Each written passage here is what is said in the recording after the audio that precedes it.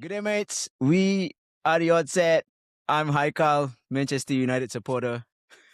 Hi, I'm Ish, a Manchester United supporter as well. Hi guys, I meet. Nice to see everyone back. Yeah, let's Nice. go. I guess. Hey, I'm Carl, everyone's favorite Leeds supporter.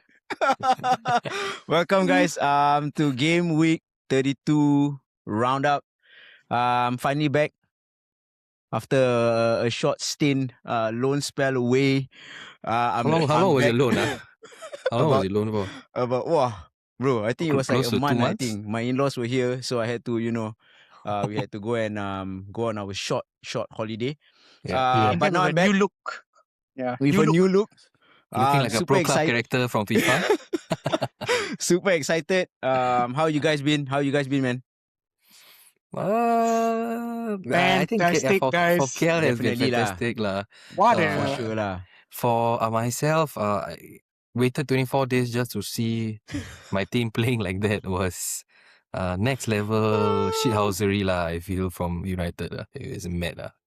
How about you, Mit? How are you feeling? Just like how I feel every year during the month of April. Oh shit! Nothing good happens in April. That's one thing I know. Nothing changes in this month. Man, Nothing good happens. I think if Maddie was here, Maddie and Kel would be the only one celebrating this week. Fortunately, Slot out. Nate. Fortunately, Nate is not here as well, so we would be on our side of the side of the band or the bandwagon. He'll be on our bandwagon. But Tottenham anyway, is going down. is this let's get into it. I'm super excited. I'm actually happy to be back. I can't wait to do this. Guys, what a week of football we had after, was it 3 weeks of international man. football? 3 weeks, yeah. of international football. I can't believe how much I miss football even though there was football on, but watching international matches and club matches are just two different things, guys. The feeling. Yeah. I only feel international matches you should watch it during only like World Cup. Yeah. Right? Yeah. Even Euro also, I'm like, World Cup, who you got, guys? Who you guys supporting for World Cup? If one team each. I think I'm going to Supporting, go for France. Yeah. supporting. I'm Supporting Joga Brothers. Japan. I'm Brazil. Hey, brother. Bro, we the you same. You and me like problem, bro. Why are we it's a problem. supporting?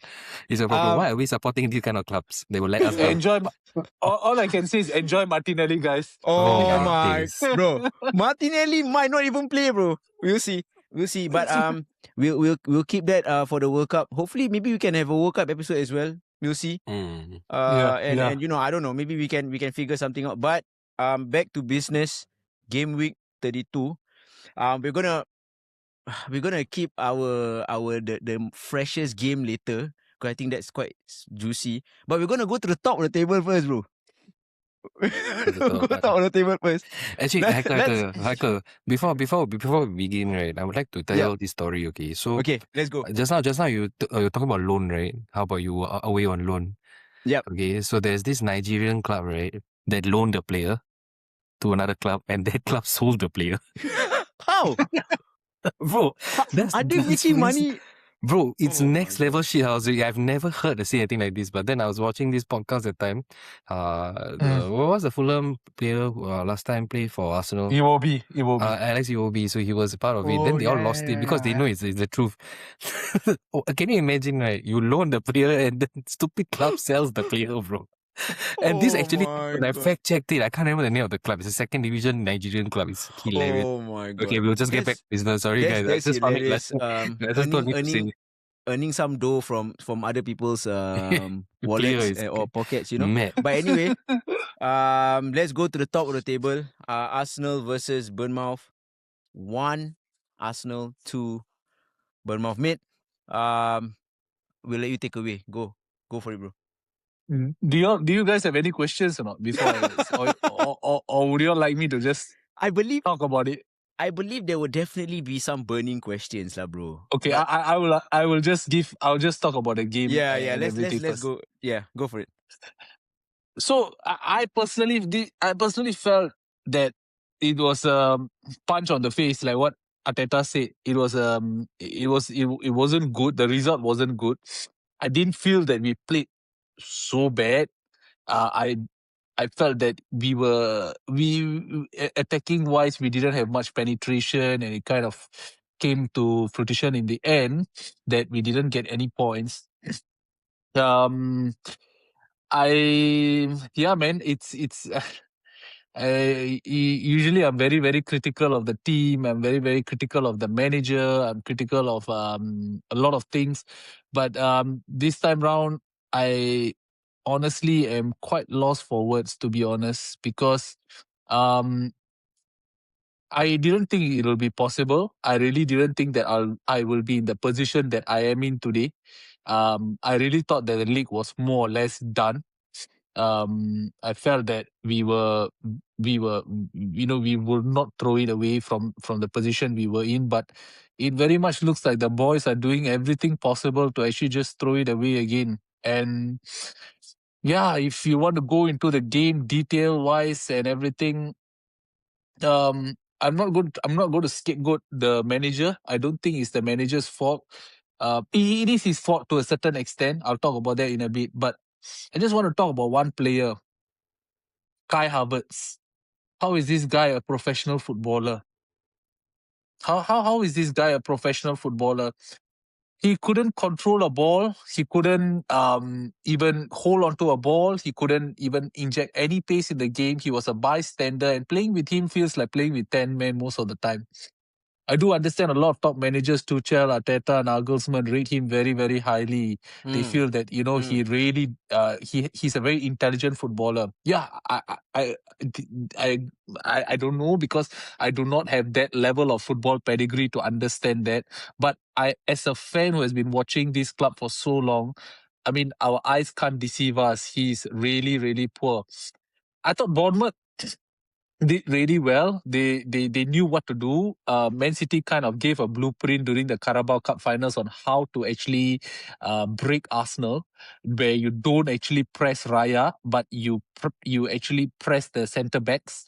So it kind of shuts down Arsenal playing through the middle, and that means that they have to go through the sides, and Arsenal are not particularly effective by the sides. In these kind of situations, the most important player becomes that number 10. The number 10 player becomes very important, because Raya did give some passes that actually broke Bournemouth's press, completely broke down Bournemouth's press. But Havertz, 2-3 instances, he just lost it. So I never agreed with the signing of Kai Havertz. I was never supportive of the signing of Kai Havertz. So that is the first thing, a big negative point for us. The second player that I want to talk about is Sorry. Madueke. How long has Kai Havertz been in the club? I think like three seasons. Oh, 3 seasons. Sorry. I thought it was like more than that. Okay. Yeah. No, this is actually, he's going into his third year. I mean, like, he's going to the end of his third year. The next player I wanted to talk about is Madueke. When we signed Madueke for 65 million, I immediately posted it on my socials saying no to Madueke. You know, that whole social campaign that was going on, no to Madueke. And there were some people who actually spoke to me, and even I think Ishmael also messaged me and said, bro, it's not too bad, he's okay and fine. So, I mean, like, he's a shit player. He's just shit. And we just got to come to terms with the fact that he's a shit player. And the common denominator between this Joker and the Joker that I just spoke about is one club, Chelsea Football Club. We always buy their trash, and I don't understand why we do that. Making a signing like Madueke in a market where Kudus was available, Semenyo was also available for similar price tags and lower wages feels criminal to me. And then you have to dissect and find out who makes these decisions. Is it Arteta who goes down and tells that I want this player? Or is it the board? Or is it the recruitment team? I'm not so sure. Because I find myself in the same predicament that I am in last year, where Saka is not available and we don't have anybody to back him up. I'm not saying Saka has been good. I think Saka has been piss poor, for just to put it out. Saka has been really poor. But we don't have any form of refreshment when Saka goes off. And Mbeumo was available, and people were telling me that Mbeumo shouldn't be bought because why? It will inhibit Saka. I don't know. So I mean, all these things lah, and yeah. So basically, the bottom line is this: they have to get over the line. They have to. There's no two way about it. It is a must, and it brings us down to this 1 week, which is the most important week of his 6-year career, tenure as Arsenal manager. In my opinion, this 1 week is the most important. Sporting Lisbon tomorrow, and then Man City at the Etihad. If he does lose it both or lose one, I still will reserve my thoughts about him till everything is done first. But it's not looking good, man. It's really not looking good. How can a team be doing so well and be on the pedestal for a quadruple? Just to put it out, nobody like quadruple is, we all know it's not going to happen lah. But we were in the coming for a quadruple. We were in all 4 competitions, strong favourites. From a quadruple to 3 weeks later, you're staring down the barrel and possibly nothing. How does that happen? It's extremely weird and puzzling. I for the Arsenal fans, I just think, my personal take is now is not the time to throw in the towel. Personally, don't throw in the towel now. It's really no point throwing in the towel now. I have a very close friend who loves Arteta. I love Arteta as well, and he said he has given us 8 to 9 very, very good months where we walk into school, we walk into work, we walk everywhere, and we are top of the league. We are the best team in Europe, etc., etc. He says that it is very valid that we give him 4 weeks, just 4 weeks, to see how this unfolds before we reassess and determine where he should stand in terms of his position in the club. But I will be very honest with you guys. If they don't make it, I don't even know, man. I was talking to my wife. I don't even know if they don't make it. I think it will go down in my life, if they don't make it, as one of the top 3 worst moments of my life, because it's like you give us this much of hope and expectations for not 1 year, guys, not 2 years, 4 years to finish second. I don't think the fans, the players, the club will survive this on a mental aspect. If you guys don't win this, would you still love Arteta? Would you still want him to stay? If we don't win this from this position, personally, no, I would say that he has to go. If he doesn't win this, he has to go. But I'm very, very cautious as well, because I need to know that they're going to make the right decision for the next guy. They have to make sure someone credible is coming in, and it's only Luis Enrique and Nagelsmann for me. For me, that's for me. So I'm just very worried that if we sack him at the end of it, he's just going to go downward spiral, because you guys have seen how it works. It's not so linear. The progression is not linear. It doesn't mean that, however way we want to paint it, the job he has done at this club has been exceptional. I just want to put it out there. He has done an exceptional job. Nobody, Haikal, Ishmael, Kel, nobody gave us anything 5 years ago. Nobody cared about Arsenal Football Club. Do you think y'all cared? Nobody cared. Arsenal Football Club was just a banter club that got spanked everywhere, left, right, center. Right? Now he has put us on a pedestal where we are truly potentially heading into our back-to-back semi-finals in the Champions League 2 seasons in a row. The only thing that excludes him is trophies. That means that right at the finish line, he seems to have a bit of inertia to cross it. So I feel that I'm really quite tight in terms of whether should we keep him or how. I'm not sure. With that in mind, I just want to touch a bit on the Bournemouth side of the game. I think they played well. I think against the leaders or the league leaders, I think, man, they were just going at you guys' throat from the beginning. Like, they were just going forward and attacking as much as they can. And that first goal was actually, I felt that was superb play, breaking down, your defense and then getting that goal. Even though, it was like a deflection and then, Krupi kind of like, but I mean, he had to like be in position and he had to take it well. What about, how do you guys feel, Ish and Kel, about the scoreline, and do you guys think Arsenal will still be the winners or will still win the league? Yeah, I still think, from my point of view, I still think they will win. But they seem like they want to do this the hard way. I'm confident they can get something at the Etihad. I don't think they're like, but they're gonna need to dig really deep. Like really, yeah, the momentum now is like against them. Everything is against them. Like their form is also now on the fritz. And the way Man City is playing, they will go on the front foot against them. And they seem to like, Arteta needs to do something a bit different. Because if he plays the same way like he did in the cup final, then you just gonna get the same result. Because that's insanity if you try to do the same thing. So he needs to change it up a bit. I don't know how that is, but I mean, simple stuff. Drop Havertz, try to get all these non-performing players out. And just try your best.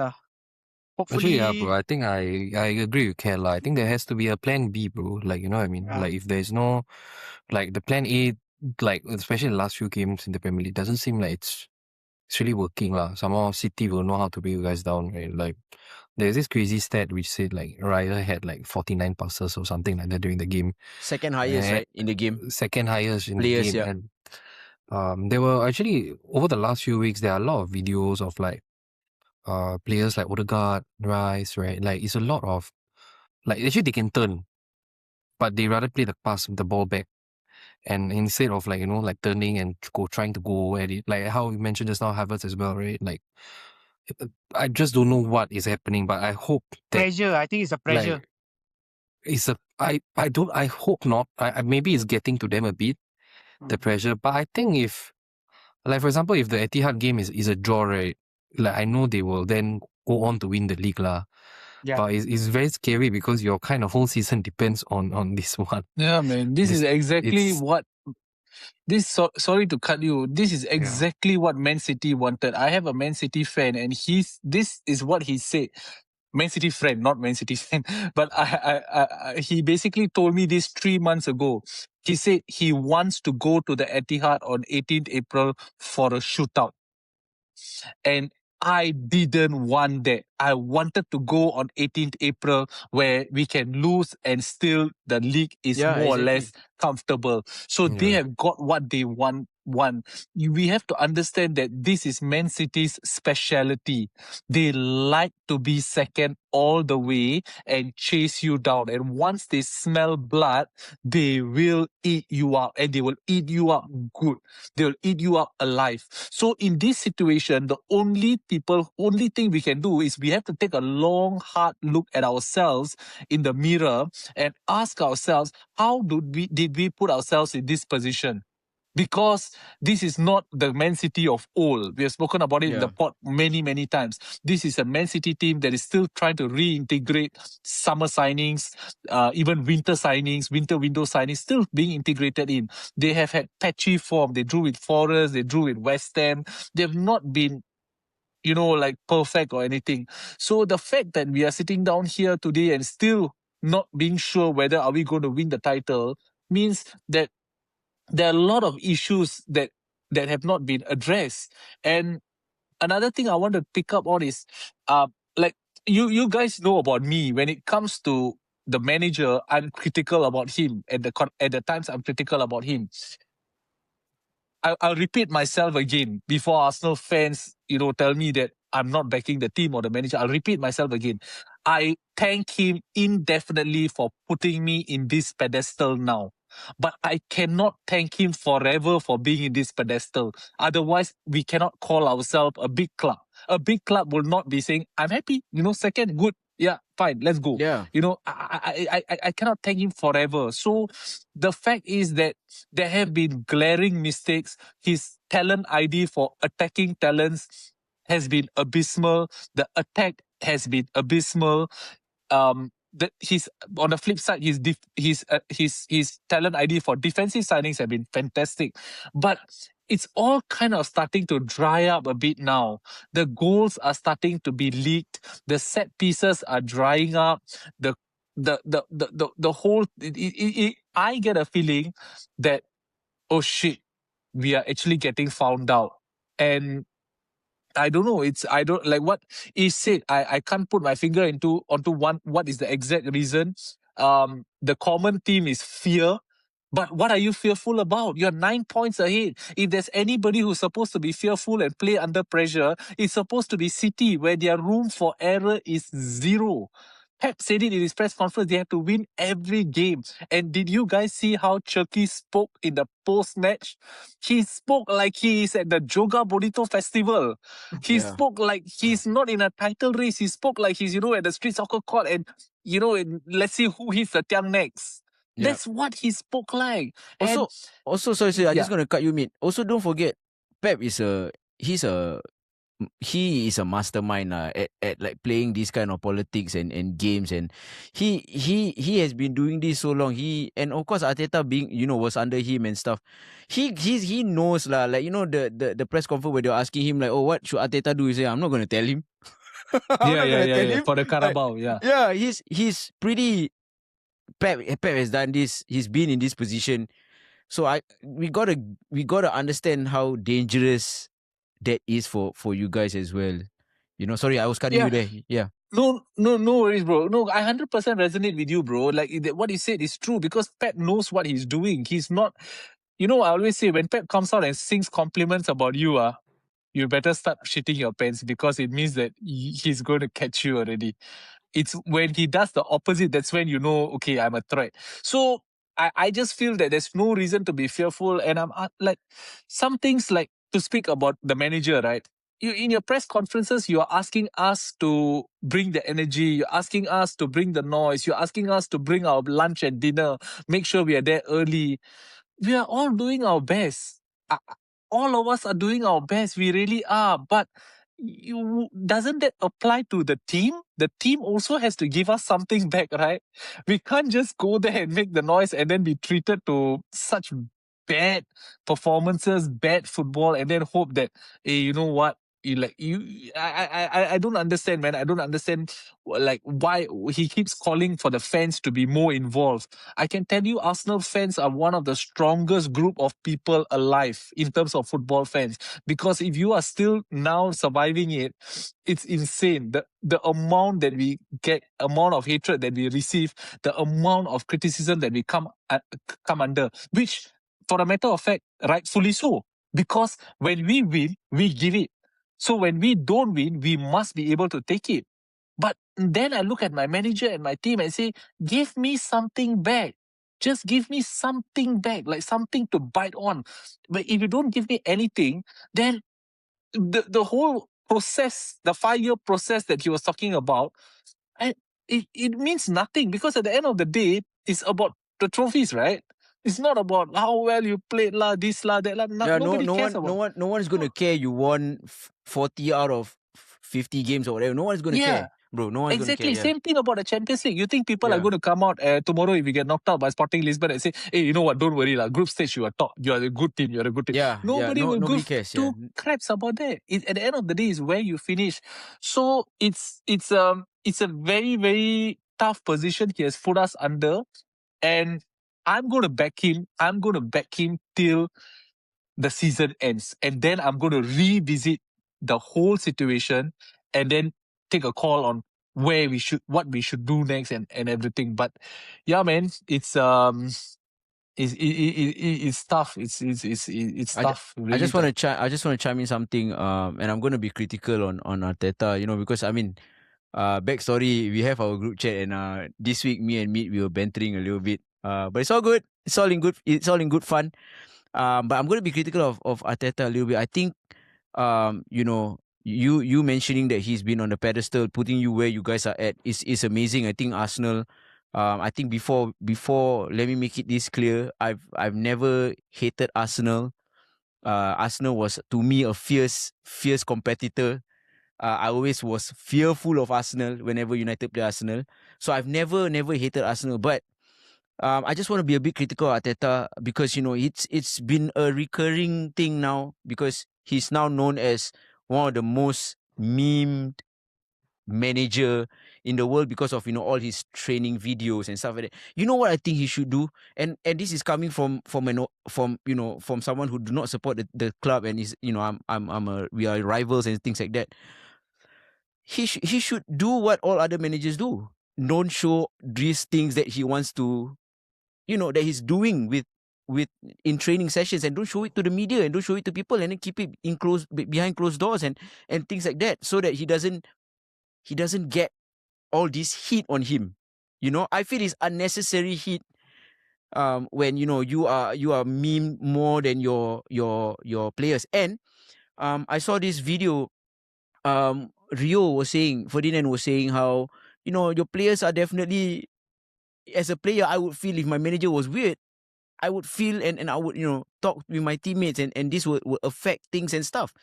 So I don't know. I what do you guys think? I feel he should stop with these antics, all these, like, with the pants, with the TikTok videos, with the rabbit and the duck and stuff like that. You know, it's funny. Yeah, I get it. But, you know, in a serious footballing, like, sense, being I was a player myself, would you want your manager to sound and appear this? I don't know. I feel it's crazy. I feel it's like it's madness. You know, Cringe. do it behind closed doors. It's not crazy if it works, lah. Right? But Yeah, if it, Yeah, like, you know, like, it would have been, it's a different story. Like, for example, if they go and win the league, right? Then, like, people will say, "What, Chiba? This guy is a genius, lah. We must start bringing pens for our next." So it's like that. It's like a very, but I don't know whether he's trying to, like, do all this shit to, like, get the heat on himself rather than the players, or is he just like that? I do not know. Or That's is he being utter instructed? stupidity, right? No, That's it's very utter stupid. stupidity. Like, But why is would it- you bring the limelight? Like, you know, bro, the last 3 days, it wasn't only Haikal. You know how many people I had to fire with because of this stupidity that he's doing? Like, why would you do that? Why the Yeah. fuck would you do that? Like, I don't understand why would you do that. Bro, if you want to get the pickpockets to come and pickpocket the players during a wedding dinner, whatever, good. You want to do the rabbit duck, good. You want to do all this, good. Don't need to share. Yes, Keep yes. it in-house. Keep Yes, it exactly. in-house. By sharing, you're making yourself look like a fool if you Yes. do not cross the line, and you're putting undue pressure on the players who become meme materials. Yes. So this is not even a win-lose situation or win-win situation. It's a lose-lose situation. Also, I felt one manager did it so well, that it didn't affect his players, and that was Jose Mourinho. Right? He was crazy. Oh, he's normal lah. Maybe he's not crazy. I don't know, but he appears crazy to everyone. But Bro, all managers are crazy. You no, have I to get be it, crazy to be a bro. manager. But I get it. But if you look at all the good managers, right, who has been there and who, you know, has won trophies and stuff like that, and who's taken their team over the line, bro, you don't see all these crazy things that they do. In fact, our legend, right, our boss, right, Sir Alex Ferguson, tell me whatever happened when there's something that was going to open up, he would close the fucking door, and no one would know anything. Right? So I'm not saying that Arteta has to be like Ferguson or whatever, or be like Mourinho, but why let your tactics and your football do the talking instead of all these other unnecessary thing? And that was what a lot of people were saying. Why do you just Focus on focus, practice properly, play kick the ball properly, and I then think I know why Harvard sucks now. Because Arteta has not returned him back his Rolex or something. Okay? That's what I think happened. That's why. You better look into this, Amit. Hey, but Oh my mate, God. let me you know, like, actually I've noticed this thing in the midfield, right, for Arsenal.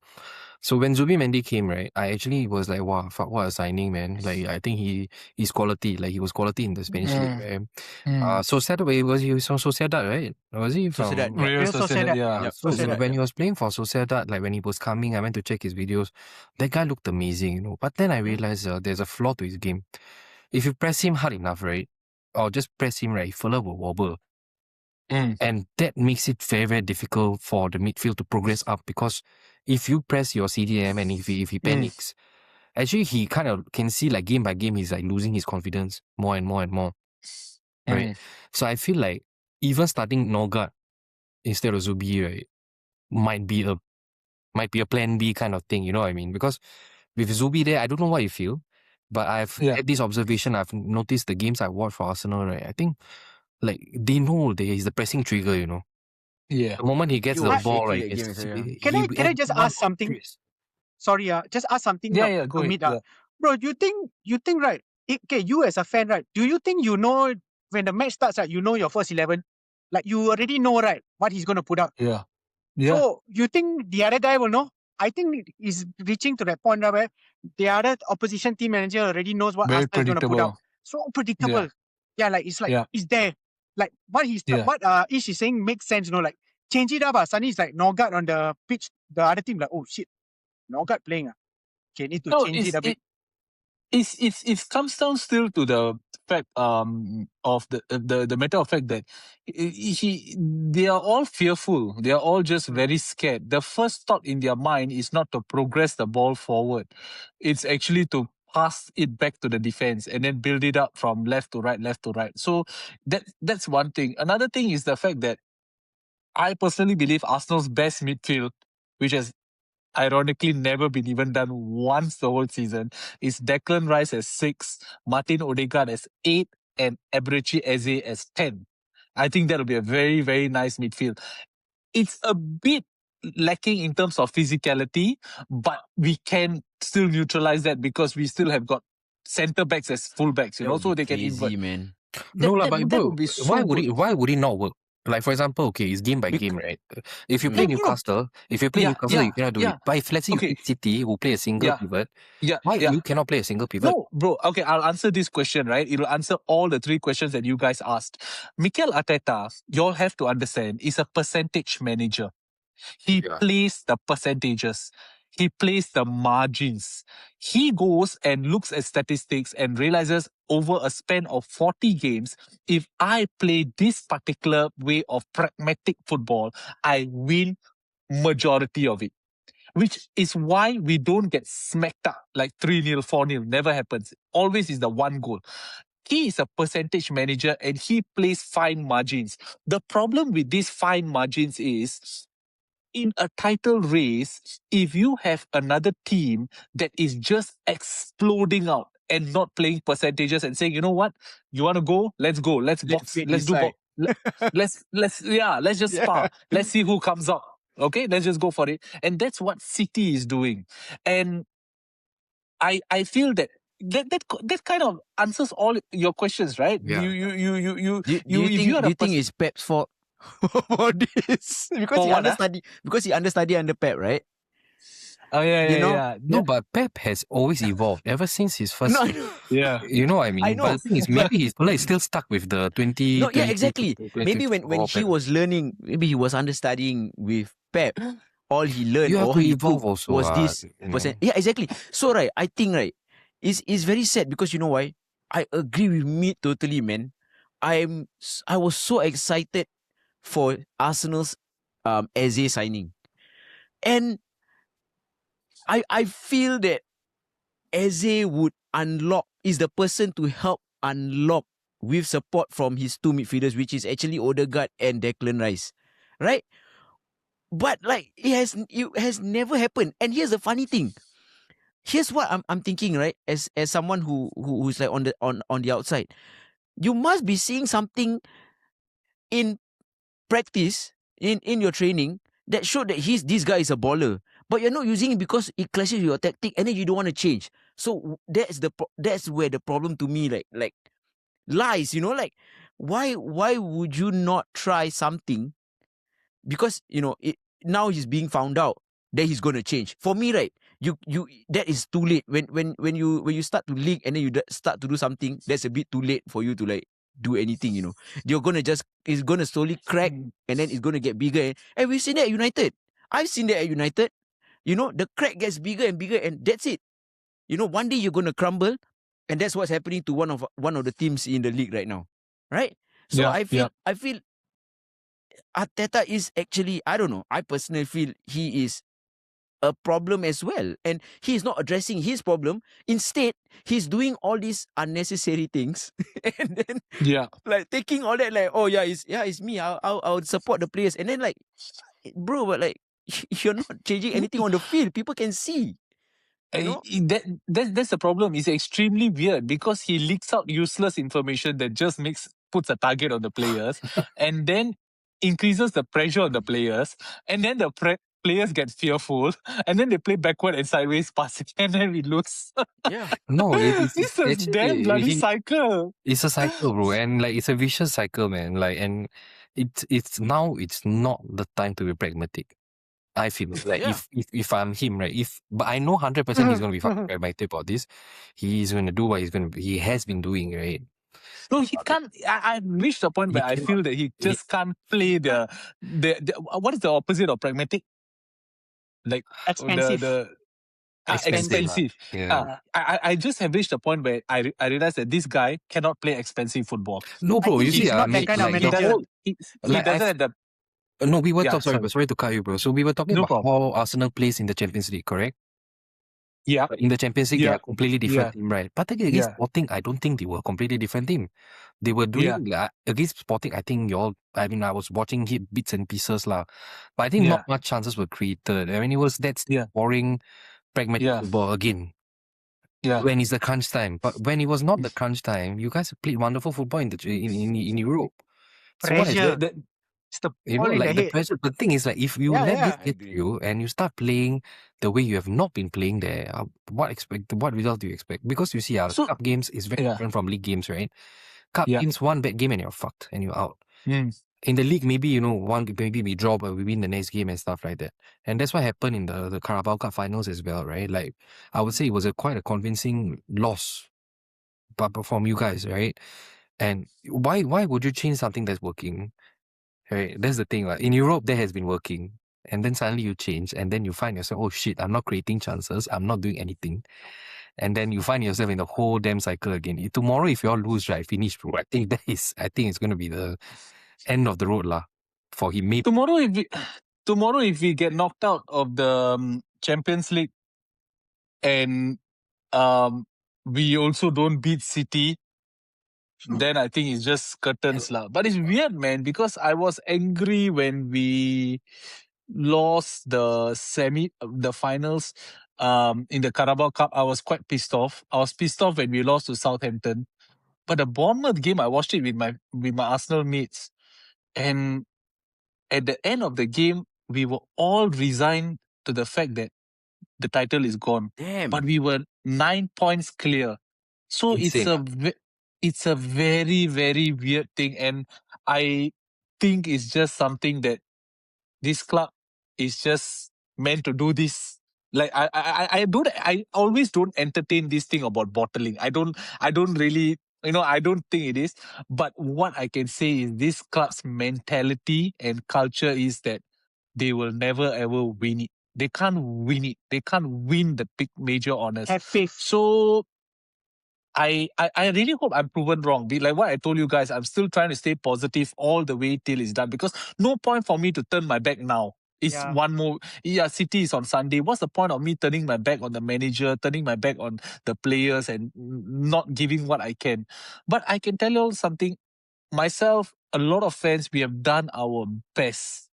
We have done our best to really, really, guys, every week you watch performances that stink out the graph, but you're still okay because of the results and everything.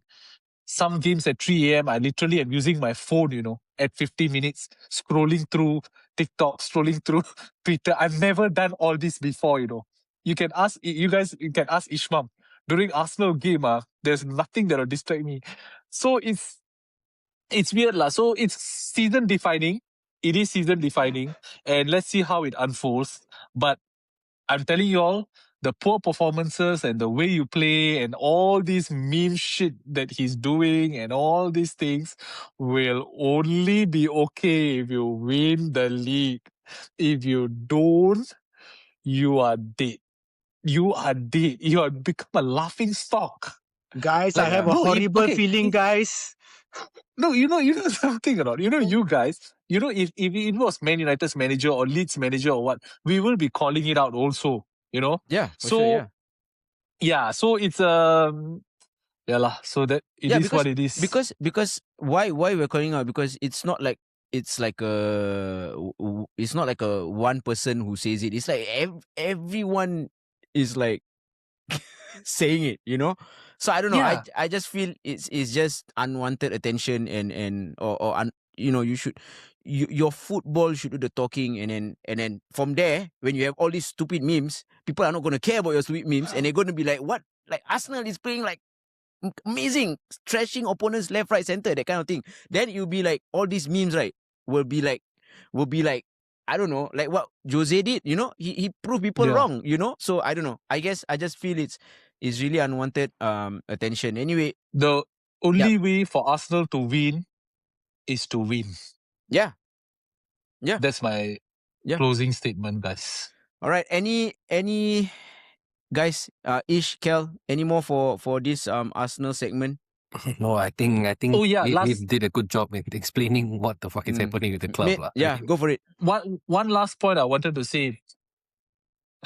To the Arsenal fans, right, who are out now in full force and just, slamming the club and everything, right? I understand that. And I think a lot of the content creators and everything, yeah. But just have the heart, the club in your heart, and just stick by them for the next 1 to 2 weeks. At the end of the season, we will have a fair judgment. Just stick by them for the 1 to 2 weeks. There's no point literally slamming them now. The whole world is slamming them. If we are going to slam them as well, then who will they have? They'll have nobody. It's very, very sad. It's really very sad. And I can tell you it's like heart-wrenching. But I think there's no other option. Siege mentality, go to the Etihad and grind it out. Just grind it out. Okay, anything can happen. We cannot overnight become a shit football club. Yeah. There are tweaks that need to be done, and let's hope we get it. So yeah, hopefully. This game is going to be super, super important for Arsenal. I'm considering. I'm so scared of the game that I'm considering not watching it. Wow. Can you do that? Not? Can you do that? Not? You're considering it, but he'll watch. He'll watch. You will watch it, bro. No, I'm thinking of just waking up in the morning and checking the score. And I'm so scared, bro. You can't even sleep. I don't think you can sleep. No, that's why sleeping pill. Bro, I think you should go play badminton for like 5-6 hours. Come back, knock out, take a sleeping pill. No, take a sleeping pill on top of that. And then wake up 2 days later. Take some anesthesia also. We don't condone anyone taking drugs, but to eat is okay. But anyway. But no, I realize like supporting Arsenal is a social experiment at this point of time. It's damn crazy, tough, man. Bro. I cannot imagine, bro. It's the torture is crazy. Like, I don't even feel like bantering because like fuck. Like it's actually like fuck. They are bantering themselves at the moment, so that's the thing. We are bantering ourselves. We just create the material for you guys to feed on. So tomorrow a new material will be created, and then we will slam for it. Do you guys see the training shot when they were playing the TikTok? And then they were singing Saliba, and then Saliba touched the ball, he lost the ball. I'm like, what the? How is that helping? I'm like, how the hell is that helping? We'll just wait for their TikTok to give us. I mean, we don't have to go and dig information. They'll give it out to us themselves. This next game is going to be huge for Arsenal. I think prediction time, boys. Kind of define. Is this prediction time? So let's predict Man City versus Arsenal. Man City at home. Arsenal will be away. I want to hear from. Look at me. I want to hear from Mid first. Mid, go for it, man. What do you think is going to be the scoreline? And who do you think will win? 4-1 City. Bro, what the hell, man? Yeah, I'm just gonna go for it, lah. Go for what, bro? Depression or what? I was quite depressed hearing that. Yeah, bro. What the hell, man? No, I honestly don't think we get anything against City. I might be proven wrong, but they are too hot at this moment. So I'm going to go 4-1 City. And The reason why I went for that was 3 years ago, we were in a title race and we went to Etihad, similar contact, similar thing, and we just got buried in a few minutes. You know, so I'm hoping. I don't know. Maybe Saka is not playing, right? Saka might be back. play. Okay, so either whoever is at that side, Ben White, and they do the White, Odegaard, Saka, White, Odegaard, and then Cherki is there in the middle. I'm hoping it happens to Cherki again. Then maybe you guys can win. But you might never know. And another thing about Cherki, like okay, we were talking about Cherki during when we touch on Man City. But it's so nice to have a player like that, right? Like 30 million pounds. And then I have to live in Madueke. Like, what the fuck, man? Wait, how much was Madueke? Was he 30 as well? Around there? 60 million, bro. 60 million, bro. 65, right?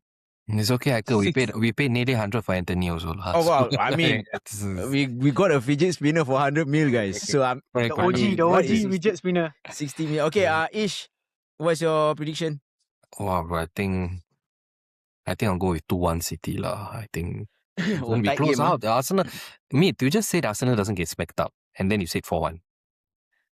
What, bro? You just said Arsenal never gets smacked up, and then how can it be 4-1? Bro, he want to sleep during the game. Just let him do what he wants. Fair enough. I'm just going to reverse. I'm hoping it reverses lah. I'm just going to go with but I think it's going to be tough lah. It's going to be tough. I think it's going to be 2-1 City lah. I think, but it won't be like a lot of goals lah. Maybe 1-0, but I'm going with 2-1 City. Kel? 2-1 Arsenal. Right? Trossard. Oh yeah. Wow, bro. If it happens, like, bro, we go holiday somewhere. Wow. You pay, right? You pay, right? It makes me now want to go in Arsenal's favor so I can go on this trip as well. Ish, I'm sorry. But no, don't worry. I'm going 2-1 Man City. I think Haaland is going to switch on. Haaland is going to be a menace. And of course with the form that Man City is in right now, Cherki and Nico O'Reilly and everyone, then is just, I don't know. O'Reilly might be out of. Yeah, but I mean Haaland, I think Haaland is going to switch on, and then they're going to get it done 2-0. So 2-1 for me, Man City. So hey mate, my star man is Cherki, I think. Yeah. Cherki, okay.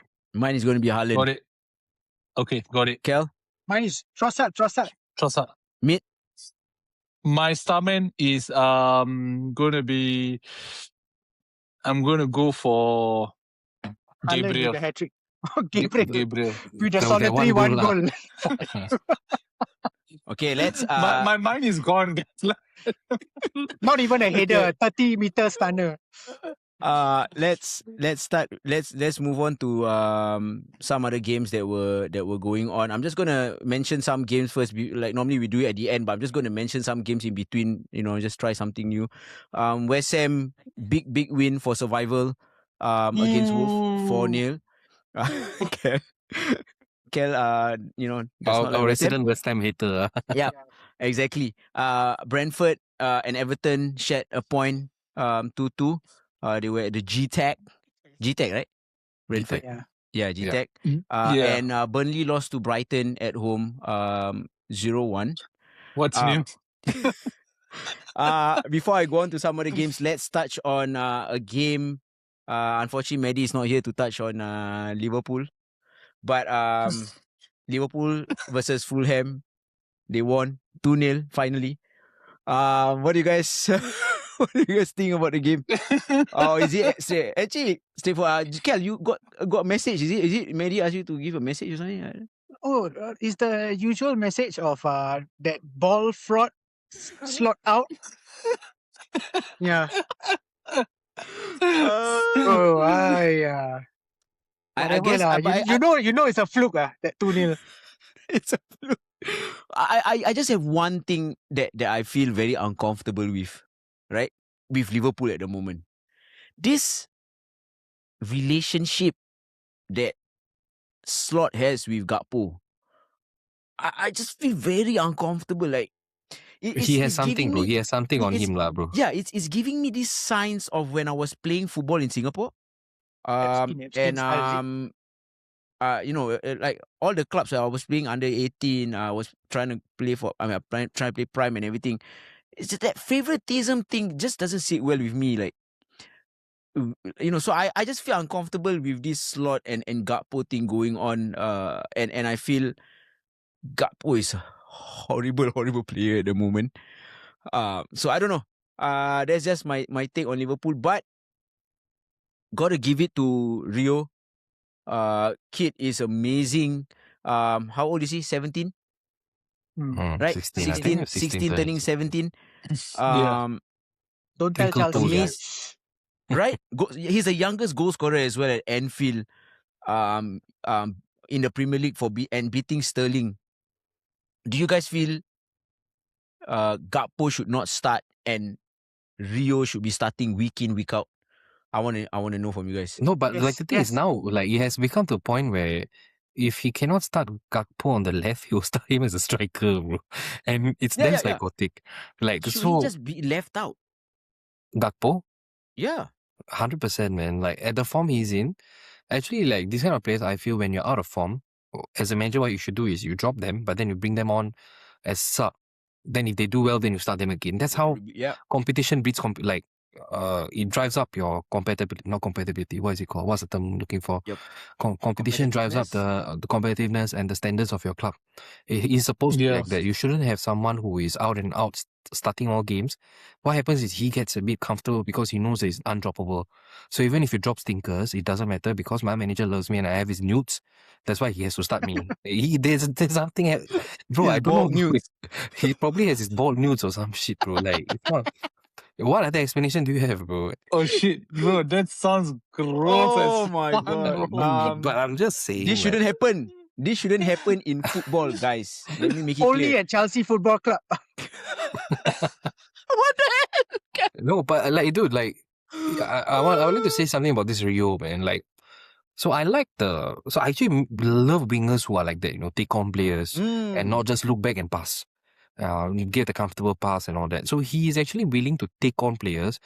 And you see the second goal the Salah scored, right? He also is the one that crossed the ball into the other side, right? And you can see the difference when he plays. And now I understand why Medic was like so critical on this Gakpo lah, because clearly Gakpo is not going to do that. Everyone knows what he's going to do. He's going to cut in and he's going to try to shoot, which makes it so damn obvious. Like everyone knows what he's going to do. Right, as compared to like this Euro boy, obviously like he's still very small, still get pushed off the ball, and he was not really properly ready for the Premier League. But you can already see like the injection of a youth in the team plays a lot of difference. Like for example, for Arsenal, so Max Dauman, he brings a breath of fresh air to the whole team. Like for us, like I don't know, like we have not had a youth player. I mean, we had Kobe. We had Kobe back in the day, right? Yeah, so we realized that your academy players. Yeah, your academy players, you have to, when nothing's working, right, you just have to bring them on and try something. And this Rio, you give him another 2 years, he will be a world-class winger, I feel, from the trajectory that I see. Because I like his maturity on the ball, his instinct is not just an idiot where he says, so I'm going to cut and shoot. It's not always like that. His first instinct is always like, hey, I'm going to look for the pass. And for a 16, 17-year-old to have that kind of maturity is very, very rare. And the ones who have that kind of maturity end up being very good players. Like I'm talking about Lamine. Lamine, when he first started, he was very similar in terms of his output-wise. He'll look for the pass. He was always, and now you see Lamine is turning out to be a monster. Just 2 years in, right? Just 2 years in. I'm not saying monster on the pitch. Yeah, definitely. Yeah, a monster. Then off the pitch, he throwing midgets, all right. But no, I don't know. But I think this young players thing is, when the club has this youth player, then there's this air of anticipation. You want to bring them on, right? The entire crowd, everything changes. We'll back him. They will back him. They must instantly like, oh, he's coming on. They'll be like, oh, things are about to change. There's that feeling lah. So every time Rio is gonna come out, right? I can see the atmosphere in the stadium also. They're like, they all will be like depressed. Like they're suddenly maybe this guy can do something on his own. That kind of, And he seems like the kind of player who can, Like he can. He has the gravitas. He has the gravitas. He has somehow seems to have the know-how at this age to be able to perform like this. So I think the fearless, no fear. Correct, because he's still young, right? And the shining light for Liverpool is probably him lah, because all their summer signings are really have not been the best, like in terms of the performance wise. I'm always very critical on Taking a like while to foreign kick in, bursts yeah. and all this kind of thing, right? But yeah, man, they're taking a long time to like get used to the league. And then you have a 16, 17-year-old who's coming and performing at that level. I don't know what is it, a hangover from perhaps the last league win. Alex McAllister, I feel is... Huh? Still hangover? The hangover. Like rabak. Season going Like to go finish, Phuket, like go Phuket, Kena. that. Yeah, hangover. So- Maybe they are still high, not hangover. You just continue, being... He continue. It's even worse. Rabak. You can't get a hangover if you're still buzzed. It's crazy. Like I mentioned this to like Mehdi the other day in the group chat, right? I don't know how many of you are aware of it. Liverpool now officially have the highest wage bill in the league. Yeah. Right, because they pay their players quite a fair bit, more than United, more than City, more than Arsenal. But they will come and you can argue the case that, yeah, because we are the champions and we can spend on the players, rightly so, right? Like you spend this amount of money during the summer, you bring people in, and end up the only shining light of your team is a 16-year-old, right? It just shows that the slot is really not utilizing on is being. His handprint is all over the club now. First season it was not, right? It was Klopp's man. He just had to come and tweak here and there, bring on Ryan Gravenberch when Klopp wasn't really playing him. But now you can see that the more he touches the club, right, the handprints, right, it's really not working lah. And I think he's gone. Like the ball fraud, as Mehdi likes to call him. I think his time is coming to an end. Tonight, if they get spanked up by PSG, I think the Anfield, he will lose the Anfield. Actually, he has kind of lost the Anfield faithful lah. From It's what crazy I see. to me that they're the Yeah. favorites for this game, no? They are the favorites. Liverpool, I still right? don't No, understand, you know why, bro? It's the Fulham game, bro.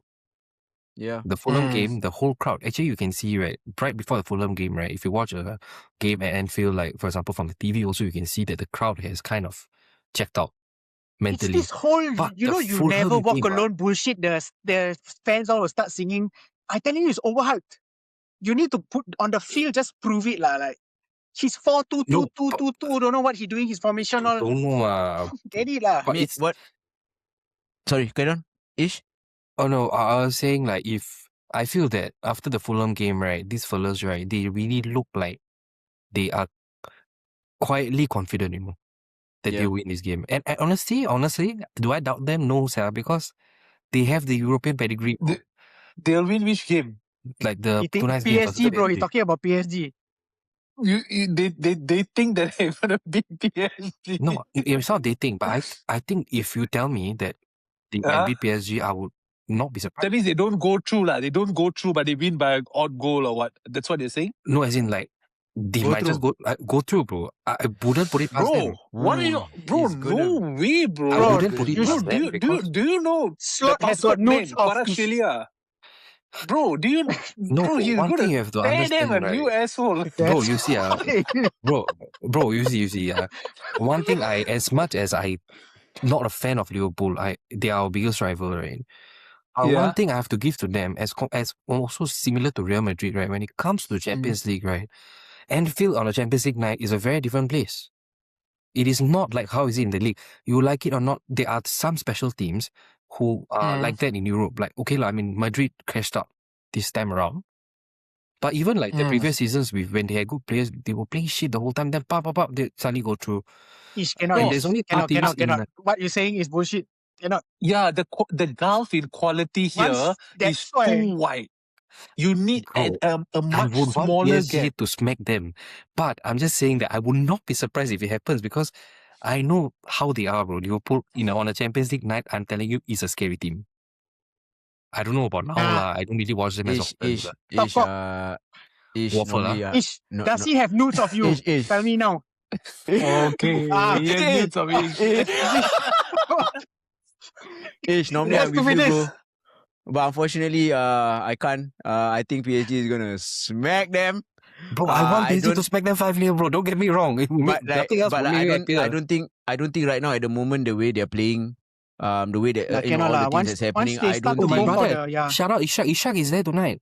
in Yeah. Anfield. Oh my god, he's gonna Oh. have so much fun. Yeah, Ishak is Wow. gonna be at the game. Well, hope he has Hey, good Ishak, fun. hope you have fun. Yeah, The last let time, that be man, brother. no, last Have time, fun, actually dead irregardless of the sad result. because there was Yes, a which once will be like 4-0 or we went. 5-0 to You are PSG. there, bro. You are Bro, there. Have fun, Isra. you guys remember? He told me, Yeah. I don't care if we win or lose. Most likely we're gonna lose and get smacked. That's But at the right. end of the day, it doesn't matter because he watched the 5-2 Real Madrid at Anfield. Ooh, Was there during that game also. Damn, nice. Wow. Yeah, He- while they Fan, lost. bro, true fan. He could be the lucky charm For that who? Liverpool needs. I was going to say he could be the reason why they kena whack tonight. But Ken also, lucky charm.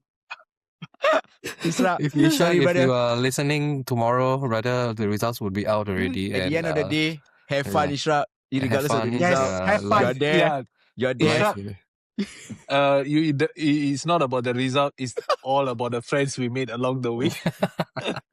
I don't think he wants to be my friend after what I just said.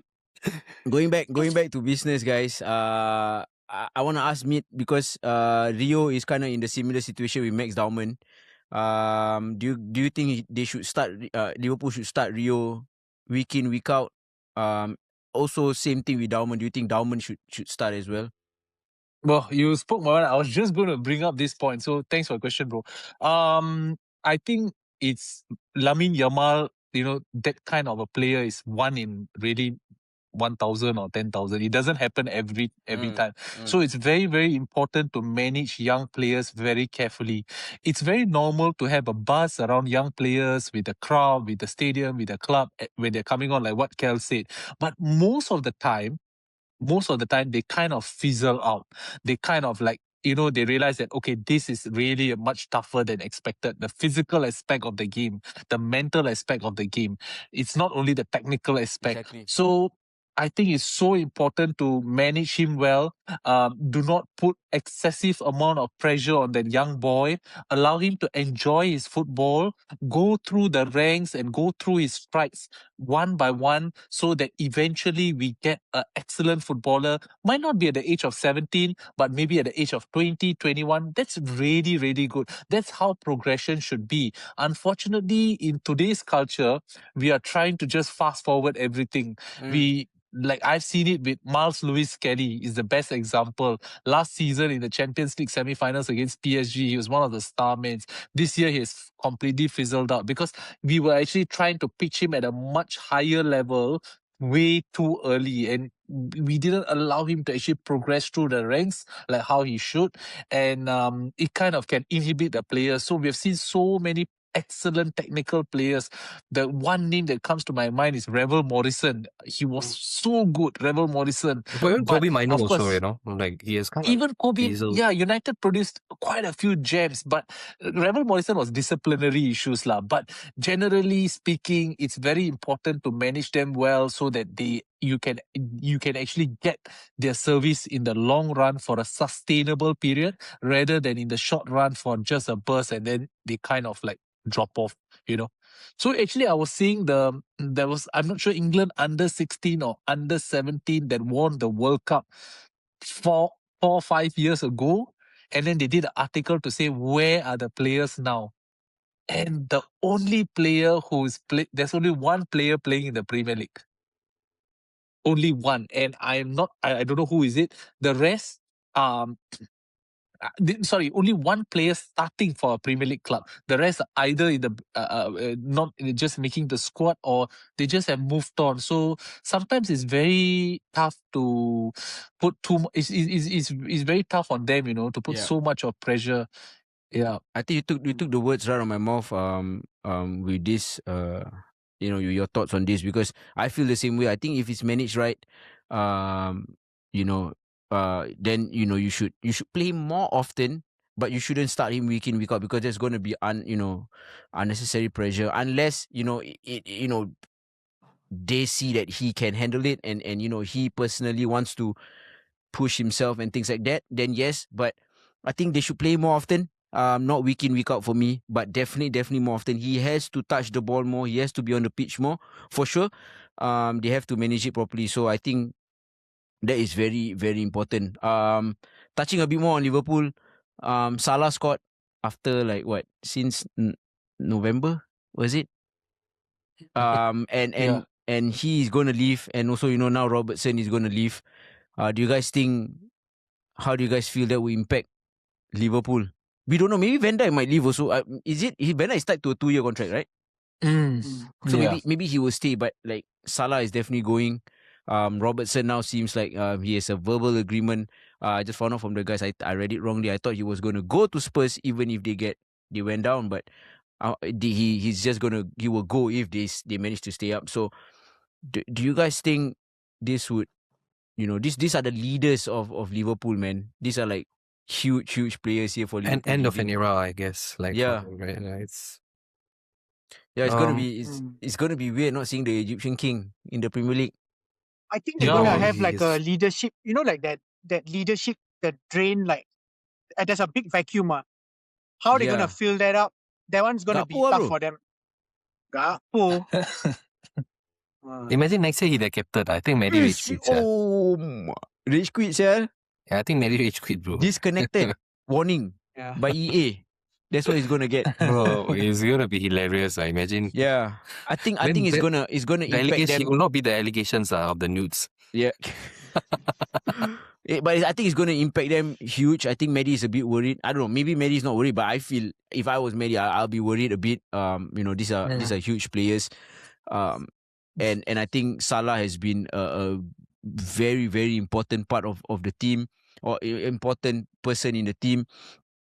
Even Robertson, I used to not really like Robertson because he was always out there killing people. That was how I look at Robertson. But if you think about it in a leadership point, like as a player, I mean, he's got to have an impact in the locker room. So I think that it's going to be tough, especially now with Arne Slot, having troubles at the moment with the current squad that he have. I think it's going to be super, super tough. Hopefully, Van Dijk will finish off his contract and not leave. But I don't know if things gets worse. I even see Van Dijk leaving. So, you guys want to? I think Alonso is on the line already, lah. I think it's just a matter of time. And Donny is available today. Oh, Medi would love that, man. Yeah. Medi would love Doc Ock as his manager, man. Octopus, Yeah, man. He would love Andoni Iraola. But okay,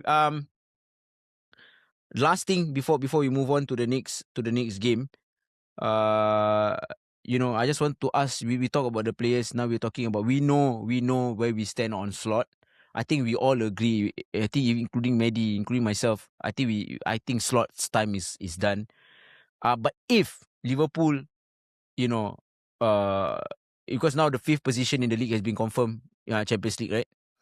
Do you think if he makes it, if Liverpool stays at 5th there, or maybe go, I don't know, can they go 4th? I mean, if they go 4th or 5th, do you guys think he should stay? Give him a chance. I think he also want to stay, lah, bro. At this point. And let's be real, like everyone, every week also people asking for his head. Like, you think he want to stay back? You know, shame. I mean, Gakpo will try to get him to stay, lah, but for sure, bro. For sure, dangerous. I don't think he wants. Information is key, man. Okay, Mid, what do you think? Slot I will see. Yeah, bro, he has to go, bro. He's basically he's at a dead end now. I think it's just this PSG game tonight. Yeah. Okay. I would rather him stay, lah. Because when he stay alive, it's good for us. The rest of all right, let's predict Liverpool's next game. Everton home. Wow. Versus Liverpool. Merseyside derby. Everton win. This is the derby game. Liverpool away. Ooh. Ish, what was the score again? Make your prediction. Everton wins 2-0. Wow. Wow, today everyone really going for jugglers, huh? Oh, you guys are becoming dangerous. Dewsbury Hall. Wow. They get spanked up at a Merseyside derby. Kel, what is your prediction, Kel? 1-0 Everton and Dyer. I've got the same star man as Kel. I'm gonna go 1-0 as well to Everton. Okay, so wow. Okay. Mid Mid confirm. NDI one- is my star man, yeah? Both of you all went for 1-0, is it? Yes, sir. And both also went for Ndai, right? Yes, It's your star sir. man. Okay. I'm going to go 4-1. 2-0. 2-0 Everton. You also. Oh, dangerous. Guys. Yeah, so Maddie is gonna hate us after he's probably gonna edit this video tomorrow. Right? And then he's gonna be like, what the okay, but anyway. You bastards. No, but the moment they win, right, we all gonna get it. We are Guys, all gonna get ready. yeah. Imagine okay. they win. I did it for you, right? Maddie. Slot out. Kel gets the pass, but Ish, Meet and me, we gotta answer if Liverpool wins. So hopefully You haters are your. Gakpo starts again. Gakpo starts again. Maybe he's the only attacker playing. The rest all don't play. I don't know. Yeah, Hopefully no, it's Maybe he starts and they win 1-0. He scores the winning goal at the 93rd minute. He's the star man. Ooh, and he does the cut in and then he shoot and then he does the same thing again and he scored that. Yeah. Oh Yeah. shit! And he goes to the sideline, he kisses Slot on the ball head. Tickle the ear a bit. Thank you, boss. Oh, shit. whisper sweet nothing into his ears. Oh shit! Okay. I love you, boss. Okay. I had to get that out. Okay, let's let's move on from that. Hopefully... My star man, I'm going to take Beto, bro. Sorry, who? Beto. Beto. Oh, actually, he's got a header, not bad. Shot. Quite He's in nice. form, you know. Yeah, He's in form. he's in form, yeah. Bro, he's one of the He's worst doing quite strikers I've ever seen in my life. What a waste of his base. Hey, but bro, Man U he playing actually Everton, doing no? not bad, no. He'll probably Yeah, score yeah. against y'all, no? If he plays. But confirm score. Everyone scores. Who doesn't? Yeah. You did a Saeed there, bro. You did a Saeed there. Okay, let's cover. Why I do? Shall we move Because on? if Beto scores against you. Yeah, go on, bro. Okay, let's move on. Some other scorelines during the week. Forest 1, Villa 1. Villa could have secured a win as well, but Forest played pretty well. I watched a bit of the game and Forest was pretty good. Palace versus Newcastle. 2-1 Palace. JPM, man. Jean-Philippe Mateta coming in the 80th minute, 10 minutes, Back. 2 goals. He has been forgiven, guys. He is back. He has been forgiven. Juventus star boy. he's Star boy. So Star boy. Palace got the win. Newcastle. Do you guys see Osula's goal? This guy can really score some nice goals. But anyway, Nice. that was a breakdancing goal, guys. Crazy. He's from your academy, right, bro? Yes. Don't remind me, Yeah. bro. Don't Yeah, make me it's a remind you of heaven, okay, please. But anyway,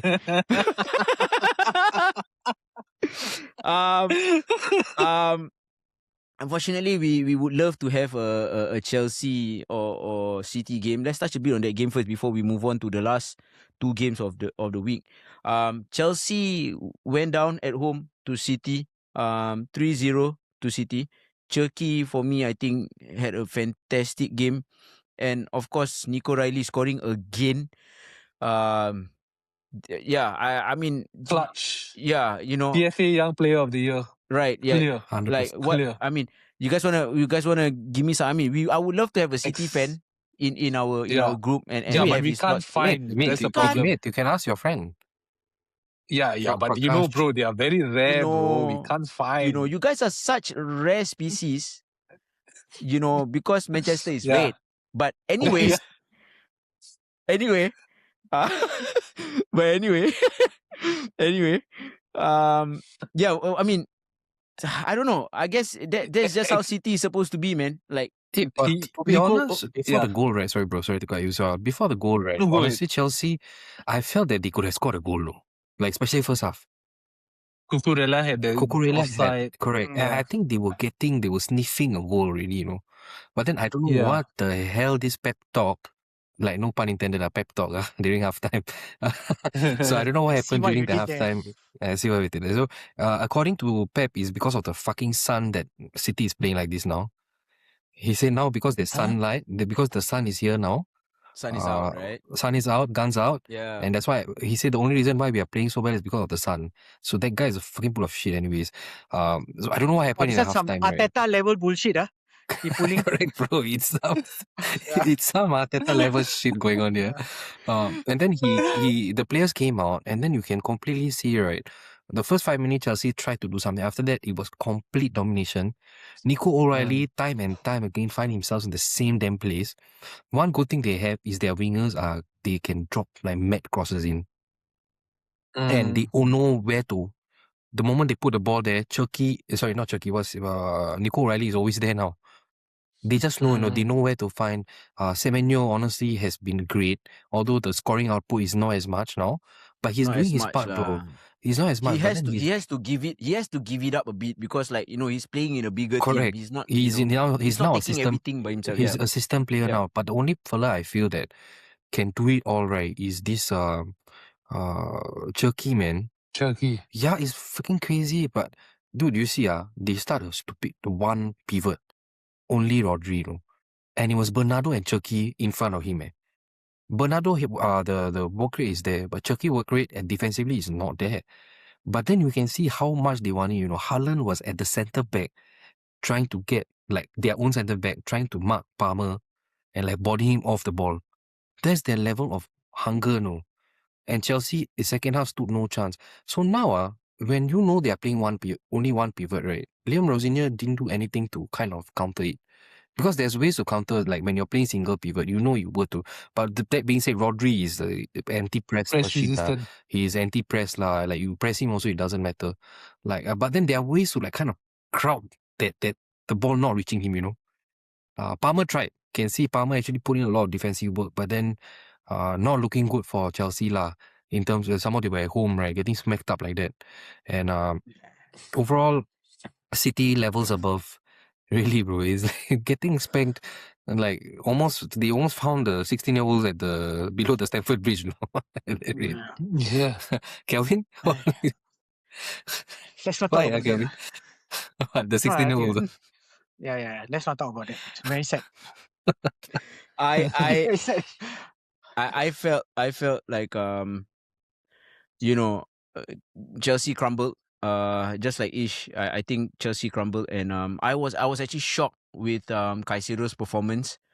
Like at like the second half and towards the end, it was just terrible, and also like Cherky just had freedom to like do whatever the hell he wants, and then it was also like, I guess Gahey scoring against his old club. I think that was like also like one of the highlights of the game. So I don't know. Yeah, man. I guess being found out.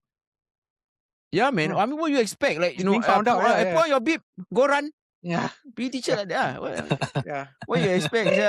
Like okay. Keep going, but he don't know what he's going for. 2x2 form up. Bro, he's the most performative manager I've ever seen in my life, lah. The moment the camera is on him, right, he fucker will suddenly stand up, start writing notes, and like, bro, like, calm the fuck down. Like, actually, he got the notes got nothing, The notes is just a scribble. Bro, he's, I don't know what Chelsea is doing, lah, because the fans are kind of checked out on him as well. And it's the fans deserve it. The fans deserve whatever they're getting. Whatever that they're getting is a repercussion of how they have been. The club is being run for years and years. And like what I said a few pods ago, I'm so sorry, Chelsea fans, but you are starting to go back to where you actually were before the Roman era. You will not be able to come to terms with it, but this is the harsh reality. Your football club is being run like a circus. It's like, it's better to have a stock market. The stock market, they have the board there. Put it up at Stamford Bridge instead of putting up the scoreboard. Because that's how they treat your players. Your owners treat your players that way. There's like no form of... It's a commodity, bro. It's a business equity. Chelsea and there's no such form a of... powerhouse, man. Blue Co has to go, man. They're a Nike sweatshop. Those small kids making the shoe for 15 cents an hour. We talk about this game, Man City versus Chelsea, right? This game, right? Do you know what Man City did in January? They realized they had a sniff at the title. Their owners went out and bought the best defender, Guehi, and the best goal-scoring forward, Semenyo. Yeah. purely footballing ambition. This is what fans cry out for. Yeah. They are like, give us a chance. Chelsea are the complete opposite. Yeah. There's no footballing ambition there. Money. It's more of, yes, it's all about the dollar. So would you be able to trade, when I sell you out, what is your value? What is your, they're not going to look at, oh, when I sell you out, how many trophies would you have won for me? They don't care about that. Yeah. So it's an indictment of the football club, man. Chelsea Football Club. And then you have your your star players, Enzo, all twerking for Madrid. And it's insane. Like the club is, I was talking to my Chelsea friends. I said this like years back, right? I say, you're putting these guys on like 8-year contracts and stuff, right? Okay. And then what if they start twerking for another club and then they don't want to play for your club? What are you going to do? Then they're like, no, I don't think it's going to happen. Like, if it happens, we can still sell. Let's be real. No one's going to freaking buy Enzo Fernandez for 100 million. Or no one's even going to buy him for 50, 60. Madrid is going to sign him for free, man. But 50 can lah, 50 can. But bro, another this 6 is more 7 years. years. 6 more years later. Madrid will freaking wait. Oh, I mean, he's going to be too old, but Madrid will pay something cheap, man, for him. Madrid is like some cheapskate fuckers now, which I'm fucking disappointed with. Because I kind of like them. They are my Spanish club. So they're also in shambles, just like my club in the Premier League. Just get Getafe lah. They go and join Satan Ball. I want to ask. Do you all, go for it. sorry. Do you all want to get slightly off topic? Do you all want to guess what's my favorite Spanish club? Yours? Atletico Madrid. Yeah, you got it. The OG haram ball lah. Yeah. The creators of the haram ball. Bro, do you know I was obsessed with Simeone? Like when Wenger left, I was obsessed with Simeone. I liked him so much, right? That when I used to go for like function, I would wear all black. I love him. I love him to that extent. But I mean, we couldn't get him, bro. I rate him so highly, bro. Yeah, like he's a proper guy, bro. He didn't chase the clouds. He didn't chase the money. Yeah. He could have But gone. bro, he's the highest paid manager in the world, bro. Go where? Yeah, but he's an evolving manager. Bro, you do know, right? He's the highest paid manager in the world. Is the highest? World. Yes, go and check. Now? Yeah, he gets like 19-20 million a year. Wow. You If go they and Google sack this. him, his payoff is very high. Oh, Bro, the thing is, he's the highest paid manager in the world already for years. Oh. Damn. So, mate, if you're Googling, can you say how much he's earning? I think roughly around 19 or 20 million or something along those lines. While Meet is Googling, I want to ask my United brethren, since Enzo is shaking his ass for Madrid, do you think Palmer should come home? Palmer should come home. Bro, honestly, I wouldn't mind him if he's a replacement for Bruno in 2 to 3 years' time. But I don't know. But Palmer he's such an injury-prone player, bro. Yeah. I don't want that, bro. And we have already done deals with Chelsea. I hope these are the last ever deal with Chelsea is that we scan them to buy Garnacho. Because we have gotten scammed by them. I mean, years. we kind of got Matic. Mata. No, not Matic, Mata. Bro, Mount. Mata okay what?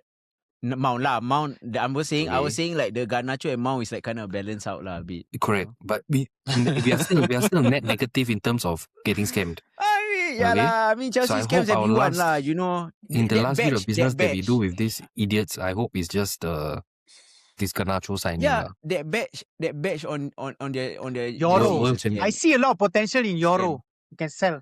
No, but honestly, no, bro. I think Euro will come good, man. Euro will come good, man. Actually, I got a suggestion for Chelsea. I think you guys should buy Dalot to unlock Garnacho's full potential. Yes! Chelsea, buy Dalot. What a genius. Dalot is the man for your... No, because remember, like, Garnacho scored the overhead kick is because of Dalot, what? That ball. Yes. Against Everton, right? Yes. So I think, honestly... Actually, it's a superb idea. Right. And then, like, bro, think about it. Your keeper is not great also. If you all want, can 5 take million. Onana also. Onana also can. 5 million, take. Take Luke Shaw also. Just add him in the deal. Just say you take. Bro, 10 million now. One shot, 10 million. 10 million. They call him Shoberto Carlos for a reason, bro. In case you guys are looking for... Take this guy. Chelsea, okay. Unfortunately, because we don't have any City or Chelsea fans, we are not going to predict the game. So that's whatever their problem. Oh, maybe we already predicted City's game, City, yeah. But Chelsea also will predict because they're playing against y'all. Oh, yeah. Oh, Oh my God. Yeah. Okay, so let's hold Chelsea's prediction first. Yeah. With United. Let's go to the last two games. Before we touch on the Roses derby. Battle of the Roses. Battle of the Roses. Let's talk about Spurs, guys. Unfortunately, Let's Nitin couldn't accept be for with a us second, today. guys. I actually I actually would My have God. loved I would have loved to hear Nitin's thought on what's happening with Spurs right now. But you know, we'll hear from him another time. Guys, Spurs are in huge trouble. I before the pod I was saying this. Let me make it clear. I'm not a Spurs fan by any. I don't like Spurs. I'm not really like, I don't like Spurs or whatever. I have nothing like, you know. But it feels just weird if they get relegated. It just feels weird. I think I told Kel before, like when Leeds got relegated before, it felt weird for him because, you know, that is just not something, you know, I'm used to seeing. it felt So I don't for me know. also. I feel you know, they from the way that they're playing, I think where they're at is exactly, you know, being shown. But I don't know. For me, it feels weird that if they get relegated. But the scoreline was 1-0 to Sunderland. Spurs now in the relegation zone, and I think Leeds is 6 points ahead. Yeah. Was it? Leeds are 6 points ahead. Yeah. Thanks, Man U. What do you guys? Come on, let's No, I mean, in all honesty, right? Like all the banter aside and everything, it's quite sad lah if Spurs go down, because the free 6 points that they give us every year will no longer be valid. Wow, I thought this was going to be serious. Banter aside. But bro, I'm telling you. they are Okay, rivals so as well, bro. Yeah. okay, jokes aside. No, now what are you serious. gonna say now? Jokes I wanna aside, see so that. Tottenham lah. Double down. Now jokes aside. Jokes aside, so he means Tottenham. That's one I corner. think Haikal and Kel were talking before, and we were saying that, guys, out of the three teams, I think we can safely say Leeds are safe lah. Okay, we don't include Leeds in this equation. Nottingham Forest, West Ham, and Spurs, hand to heart, who deserves to go down Tottenham. based on merit alone? It's Spurs. Yeah. Because those Forest and West Ham players are fighting very hard, you know. They are showing grit, you know. I saw players like Mavropanos putting up stellar defensive performances against Man City, and even last week, the Wolves game, he scored 2 goals. Yeah. You know, and like they want to stay in the league, bro. They want it. They're hungry. So if Spurs need to fix up, and they need to fix up fast, I really think it's too late. But they really need to fix up, because the ramifications of getting relegated, right, is just so massive. And the worrying part is, I think quite a lot of those players in the squad have already thrown in the towel. It looks like they just can't wait to leave. So it's very, very worrying if I'm a Spurs fan. But it's very, very nice if I'm an Arsenal fan lah. So what fan are you? So no, I'm just saying from a rival perspective, because you know, like Nitin goes, he wants Man City to win the league, right? If he says anything else, I'll be like, bro, what the hell? Yeah. You know, like obviously, right? You're a direct rival. That's how football works. Yeah. So for me, it's like, I think they are in deep trouble, man. And the Sunderland game, like now coming to the game, right? Like, guys, they had so little to offer, you know. But the goal was also lucky, no? I felt it was such a lucky deflection. It was, but you make your own luck. Yeah. I think the commentator said this: if you don't shoot, you're not going to get the goal or something like that. And you know, fortunate enough, Sunderland took the shot, and even though it went in by deflection, it's still a goal. You know. Sorry, Haikal, but you know, I felt that they were better than the last 2-3 months or whatever the shit they were doing, right? And I think Nitin also mentioned in the group chat, I think I can speak for, not for him, but whatever he just said, right? To the rest of you guys who are listening. So he was actually quite proud, not say proud, like, I mean, he saw the effort from the team, which honestly was lacking, right? For the last don't know how many months. There was no effort by the players, but you can see like Richarlison really doing his best. The only fella I thought could have done better a bit was Solanke lah. Right, he just couldn't get off the shot. Yeah. Right, and then the midfield I felt had a decent game. They could kind of Porro tried everything. I mean, but just honestly, the signs are simply not just good enough right now lah. And if you are following Mitz, whatever he just mentioned, like looking at the rest of the teams, firstly is hunger. I think hunger-wise, the other teams want it more. And then the skill, like quality-wise also, I think they are not there. Which is strange because, like their players are not B-list players. These are A-tier players, Yeah. They're actually very, very good players. But Yeah, it doesn't matter how playing... good you are. Mm-mm. It doesn't matter how good you are, right? All it matters is how good you are as a unit. And as a unit, they have been very bad. Yeah. And like the Kinski, he played and I think he had a good game. It's unlucky. The goal was pure luck, I felt. But you're right, lah. I mean, if you don't take the shot, you would never know what happens. Yeah. And they did do their best. Brian Brobby gave them a hard time. Also, I would like to mention, like, Brobby was a dickhead, he pushed the players. He was out for blood, man. He was out for blood. And the thing is, if that's the case, man, he didn't even get a card. Sure. Sorry, he didn't even get a second yellow, which I don't know if you purposely do something like that. And if he injures the player. I want to just tell y'all, the first yellow that Robbie got should not have been a yellow. I think so too. Yes. Porro should have been the one that got the yellow. So, but I understand. I feel that Robbie, that was a dickhead thing to do lah. I literally felt that he pushed the player. I mean, in the context of the game, he should have gotten a second yellow. But I don't think he even deserved the first one. I found it ridiculous that he got the first yellow. I felt that, this thing that they are doing, right? I see more and more players doing when the keeper is coming to catch and the defender is standing up to the keeper, right? The attacker tends to push to actually make the both of them collide. I think they really they got to look into this very carefully, and I personally feel it's a red card offense. We are giving Lisandro Martinez a red card for just slightly pulling, and putting it as violent conduct, but that Robbie challenge, that's how Romero got injured, right? That's how he sustained a knee injury, right? Guys, we see it very, very often. It's very cynical and it's very, very dirty. Yeah. Because you actually are trying to directly injure the opponent. Correct. And that is violent conduct.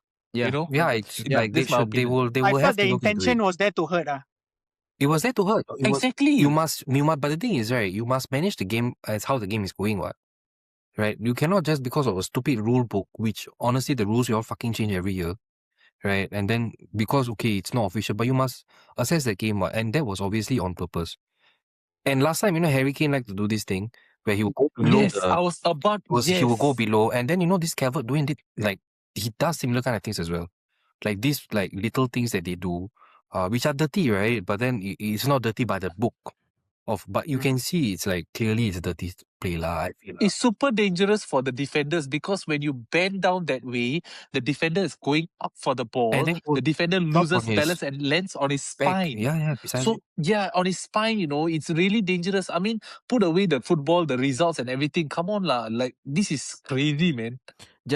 But you must understand. I'm not defending, but you must understand that the quality of referees that we have do not have the standard to articulate these kind of things that's happening on the pitch. Yeah, exactly. They can see also right in front of their eyes. To them, we will like, oh, he's just doing striker things. Useless. He's doing things. To them, this is just like the norm. They still stamp certain things out, but they don't want to. Yeah, I agree. I think this next season they really have to because before the season they have like these meetings with the managers and club representatives or whatever. They really have to stamp this down and like this has to improve. I think from first episode we already been complaining about the refereeing, quality and standards in the Premier League, and I think it's been horrible from the first game week. Personally, for me, I don't know about you guys, but refs have been so inconsistent for I don't know how many seasons, but this season specifically, from the first week itself, we've already complained about the refs. So hopefully they get this sorted out. But back to the game, this is just a bit of facts. Roberto De Zerbi's first game in charge of Spurs.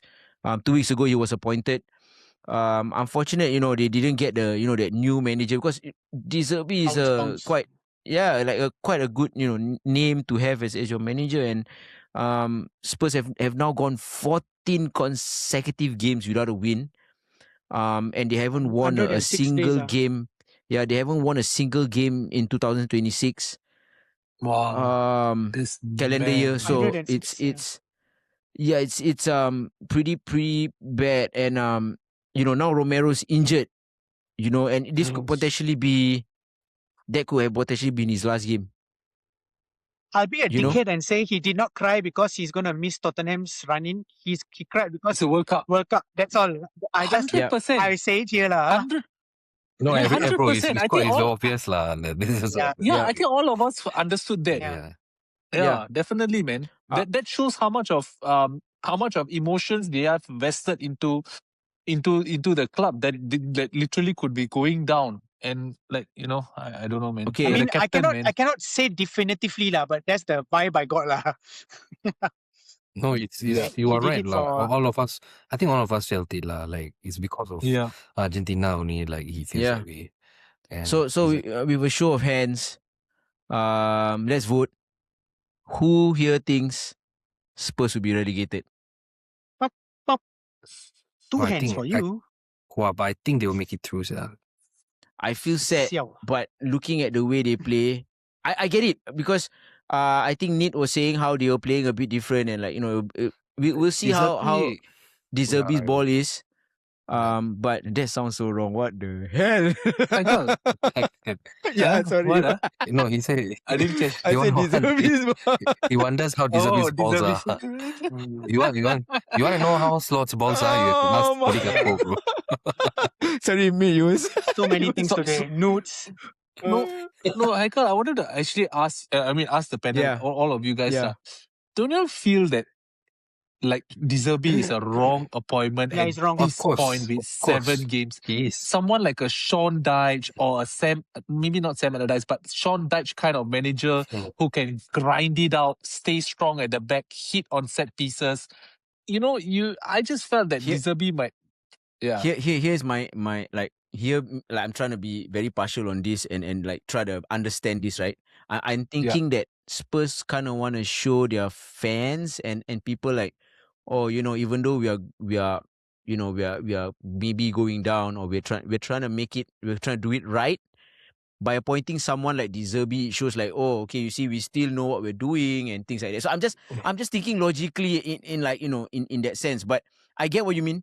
But bro, honestly, tough, Haikal, man. You see, there won't be any fans to please, right, when they go down next year. Yeah, I mean, for sure. For sure. For sure. Firstly, your Igor Tudor was a most stupid ass appointment just for that deserve to be delegated. Yeah. Because it's stupid ass. Why would you hire that guy? Why would you hire that guy? Right? Don't make sense. Thomas Frank wasn't doing well also lah. But there I understand the firing of Thomas Frank, and then you bring in someone who couldn't even cut it in the freaking Italian league. Yeah. Okay, you couldn't cut it. Then you bring him in, who plays fucking 3-5-2 or 3 at the back thing, right? And then you bring him on to a bunch of players who doesn't fucking know how to play that ball. Horrible. And then you bring on De Zerbi, who has a track record of quitting. Firstly, right? I rate him as a manager. Don't get me wrong, but he's a track record of quitting. You can see that if you look at the interviews done with his Brighton players, right? They always say that the first 2-3 months are the worst because we don't understand what he's saying. We don't understand what he's trying to do. It's hard to implement. Fellas only got less than a month. That's why they appoint him a manager like this. It's beyond. And then they say, they said, right, he will be pragmatic. No, you don't. Then you don't hire him first. You hire someone else. It doesn't make sense. The Arsenal guy left and joined them, right, Mitran? Vinay. Bro, he is a spy. Agent Vinay. Fala is Darunda, you recall one movie. He's just going in to fucking destroy Spurs. Because I think all the moves they have made, right, is something that, let's say if I hit Spurs, right, and if I had full control over Spurs, these are the moves I'll make. Hire Igor Tudor. Hire, because I want them to die. And that's what's happening, And then I understand Nitin's frustrations with the board. and all. If it was my Yes, he's been this saying kind it, of yeah. clownery, right? Honestly, I would fucking hate the owners and I'll stop watching and I'll stop supporting. Not say I Bro, will. the board is atrocious, man. And then they hire this like sporting director who clearly doesn't know what the fuck is going on. Yeah. Like it doesn't look like he has football knowledge. Who's Like, who's their sporting? Johan Johan Langer or what? Something like that. Yeah. Yeah. Whatever lah. I'm hoping we can bring Nitin on maybe the next episode, and we'll see, because he's busy with daily duties. So I really want to hear his thoughts on this. I really want to know how he feels about this. Seeing him and After Brighton wins, you want to bring him on? Yeah. Can. So No problem. So yeah, but going back. Guys, come on. Back to the game. I can't take it away from Sunderland because what an amazing season Sunderland is having. I feel promoted, doing superbly well. My guy, in between Robin the Roos, sticks, Robin Roos, right? Bro, it's insane, he only had 1 year of insane, professional experience at what league was it? Some Dutch insane. league.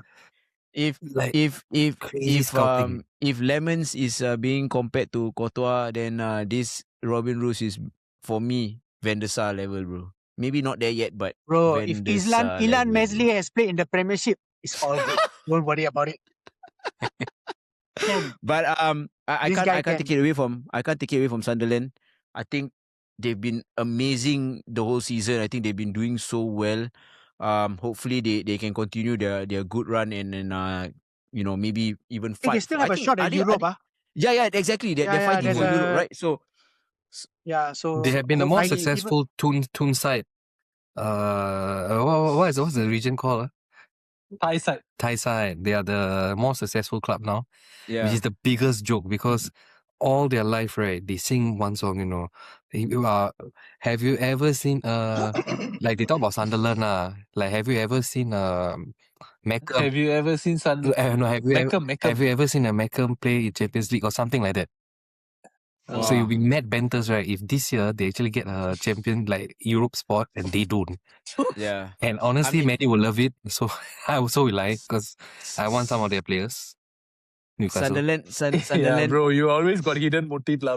Every team you will have one player you will want, and you will want them to play. Like that, how all teams play. That's why I'm very scared when he said Liverpool to win all today. I don't know what he's thinking. I think Quaracchelia, bro. Quaracchelia. Yeah. I think you got to hide that. Yeah. Bro, I am not lah. I'm serious lah. Why you guys assume the worst of me, man? Come on.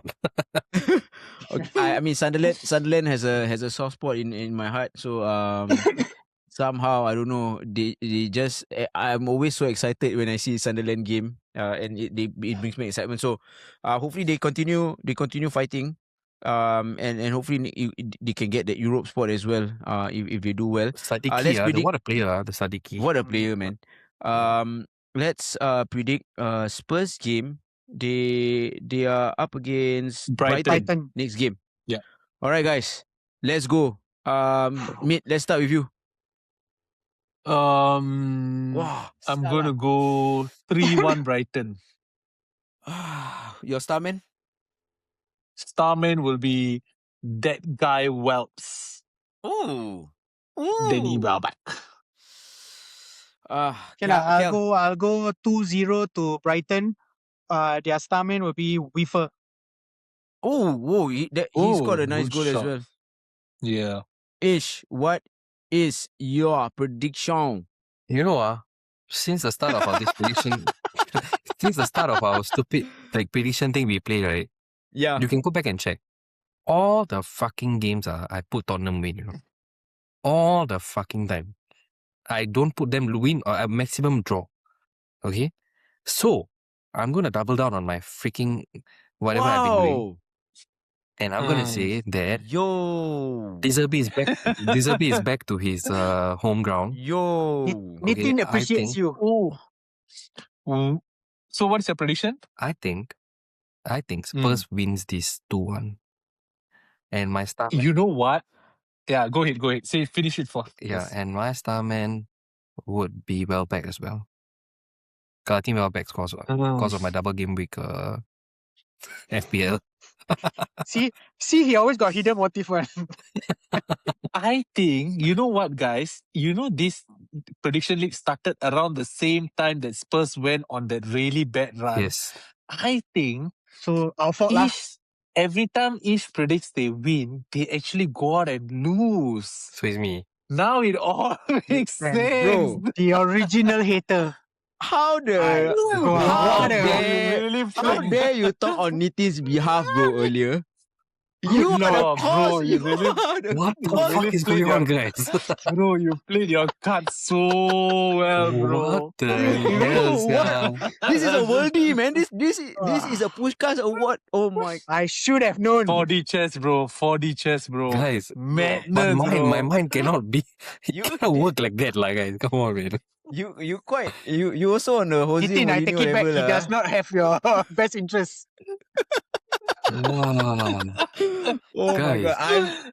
I'm gonna go. Sorry, Nit. I'm gonna go 2-0 to Brighton.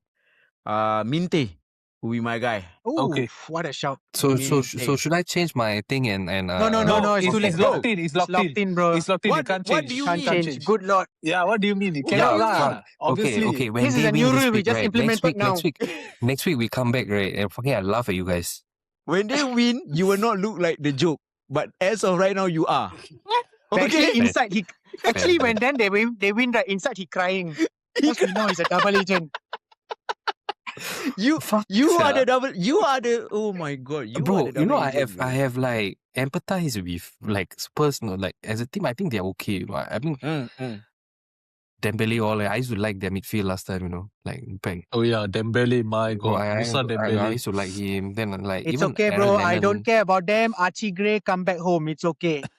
You see, you Yeah. the one you want them down because you want Archie Gray, Hey, right? it's okay. I Oh embraced my god. assholeness long time ago. I am not. Oh Yeah. my god. Okay. I think that covers it for the Sunderland Spurs game. Yeah, we learned so much about again- Ish today.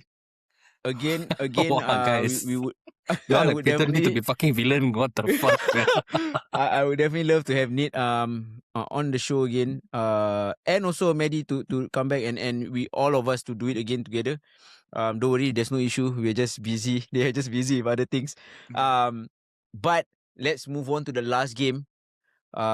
This week, thank you again for staying with us. This week is been another long one. Move on to the last game of the week, the Battle of the Roses. One of the biggest rivalries in EPL history. Unfortunately for me, I came back on a week.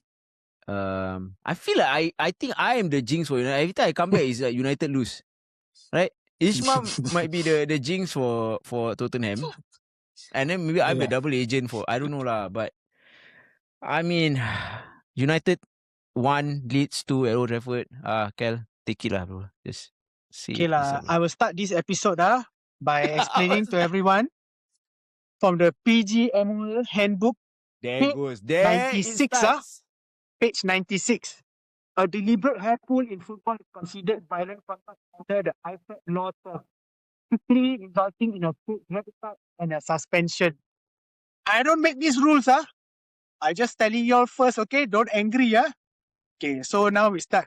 So I just gonna say, under no circumstance should another footballer be pulling another person's hair, lah.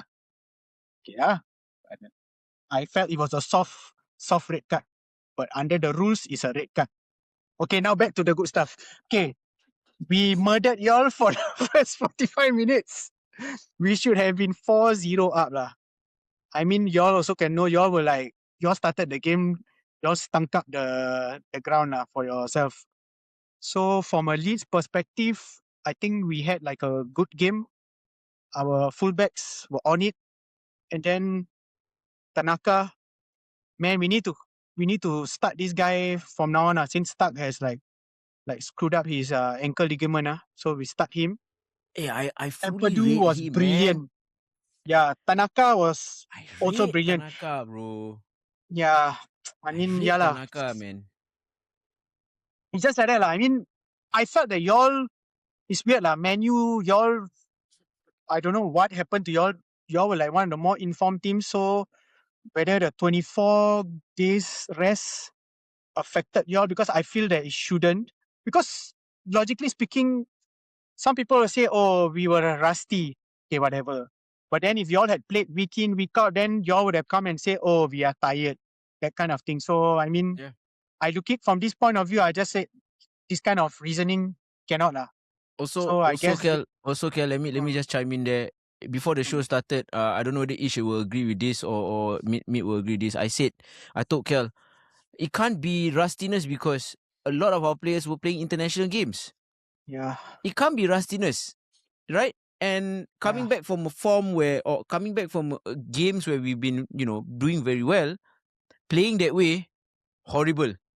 It's like they all came back. They all came back from injury and just like starting the engine when they've been playing. Bruno was playing international games. Sesko, Cunha, almost everyone was playing international games. So I agree with you. Yeah, sorry, carry on. Yeah, don't get me wrong. I mean, I personally, this is just me. I felt we deserved the win. I know y'all also will come back and say, okay, our keeper had to pull off some worldies, but that's what the keeper is for. He had some clearance off the line. Like, Calvert-Lewin cleared one off the line, and then he did a double clearance off the line. But I feel like all this is just like, but start to finish, we controlled the game as best as we could. Leeds is a chaos team. So then there was a period where we very naive. I don't know why we want to play into your hands. Like we go crazy in that small, and we start trying to attack y'all. When we should be controlled. We should just be passing to the side, trying to, just kill off time. But we don't know how to do that. We are just not wired that way. So yeah, I felt like when Casemiro also got the goal for y'all, I was like, oh my god. I was like, okay, I felt that okay, maybe now we're gonna do that thing where we just let go another one. But thankfully we managed to hold on. Almost lah, right? It almost happened lah, right? Almost happened. Because Calvert-Lewin cleared it off the line, right? You know that one. Yeah. I just feel that this game, it doesn't matter what. From my point of view, I felt we deserve to win. From a Man U point of view, y'all will say oh, the red card was like just it screwed up your game. Kel, it's not. I don't think it's true because I felt that you guys convincingly deserve the win. Yeah, I also feel. I also felt that way. The thing, I am not when it comes to my club, I'm not really kind of like super biased towards if you perform like shit, I'll tell you perform like shit. This Bogle and this Goodmanson had our numbers the whole damn game. Yeah, exactly. This it's not helped. You were not helped by Ugarte lah. Once Ugarte I saw his name on that he was playing, right? Like Nitin said in the group chat, once he saw Ugate's name there, he was like, oh my god. So even I was like, oh, I think we can get a draw. I didn't know that. Before the game, I told you that there are two players that we have to keep a lookout for. Okafor and this your captain, what's his name? Ampadu. Right. So you see Okafor, his pace, whatever, the second goal I felt was a bit of deflection, whatever it is. But you guys created the chance. You guys should have been up 4-0 at the first half. Lamine saved that thing twice, right? He had very good saves, whatever. But Mazraoui was the worst player on the pitch yesterday. He made me miss Dalo, You know how fucked up that is or not? You know how ashamed I was of myself to asking Dalo to come on. And when Dalo came on, honestly, we had a bit more control. Overall, I would say it's deserved from you guys. But one thing that I'm very, very upset about is not only because I waited 24 days to watch my team, but it's a lack of intensity, man. You guys wanted it more. Always going, it's like 50-50, you guys will win. And it's been a common theme ever since Carrick took over. The intensity has dropped. We play a bit more technical football. It's nicer to watch sometimes. But the intensity has definitely dropped. If you guys notice of how it was under Amorim versus now, I'm not saying no imagination, I'm not saying Amorim was better than Carrick, whatever. That's not the comparison I'm trying to say. I'm talking about the intensity that you play the game at. Under Amorim, we had mad intensity, creating chances. Of course, we were missing a lot. But overall, you see our XG was always very high. We were meant to score goals, but we just didn't convert the goals. But right now, I feel that intensity has dropped off majorly. I do not know what is it. I don't know whether Carrick's way of managing them, just because it's the interim, he's like letting them go off the hook a bit more easier because he's not a full-time manager. Can I say Letting them be something also themselves. Yep. about just about Carrick lah? So this I find actually now I've developed I don't like Carrick lah. Why I say that is like, bro, we had your number in the first half, and then all you pointed to was that hair pull. So you're talking like by the letter of the law, it's a red card. You can talk how much you want. No, but like you see, bro, like that thing also. How can Kevin Lewin be allowed to fucking elbow our players 2 times on the face? Welcome to the Premier League, bro. How can my Pascal Struijk be pulled down by another defender and not be given a penalty? Just welcome to the Premier League. That's why I just saying today it worked in my favor. No, but also also it's because we had 2 back-to-back red cards as well. You know, and cannot be red cards, bro. Like the game went on. Yeah. Like Kevin Lewin went to complain, hey, someone pulled my fucking hair. Then they went to check. Okay, yeah, you're right. Law of the letter, whatever it is a red card. Right? You cannot fight that. But you must also play the game. Just like I was mentioning, as a referee, you must also, you know what I mean? You must also manage the game properly. What? Like, how can you suddenly, like... But to be honest, after the red card, we played better, which is fucking weird. Right? I just say something. So one of the reasons why I'm not saying y'all, a lot of Man U fans are like pissed off, right? With that red card, right? So I'm not trying to harp on this, why they pissed off with the red card, it's because other incidences were not like punished. So the fact that he chose to like, I'm going to enforce the law. Y'all are just more annoyed that because this was the game that a referee decided, or he checked. So by definition, it's a pull. You can say it's soft, you can do whatever, but so it's a red card. So other games, like I've seen the Tete one where he pulls the Semenyo, and then Cucurella also was like pulled. So all these were not enforced. I think that's the main gist of it. This would not be much of a big deal if like other games they like enforced all this. Then people will be like, oh shit, we cannot pull anyone hair. Because to me, I was like, I understand y'all feel is soft. I get it. In my instance, if my player pulled one of your players' hair and he got sent off, I'll be like, no, bro, but it was not like, bro, you see, what is a pull? Pull is like, let's say I go all the way down, I bring you down, you know. Yeah, this one is okay. You throw an elbow on my face. Correct. You throw an elbow on my face and I'm going down. By definition, that was he pulled the hair. It doesn't matter. It was less than half a second, bro. And it don't matter. So that's why That's the thing, lah. That's what I'm saying. But I think why. No, but I think why people are so pissed is because of the inconsistency in the decisions I get it. that were given. And Michael, you're right. 2 weeks in a row, we have had this fucking stupid refereeing decisions. And these decisions are across the board, right? I think it happens to every club, right? And I think that's not, you know, of course, because this is an incident that happened in the game that was very important for both clubs, right?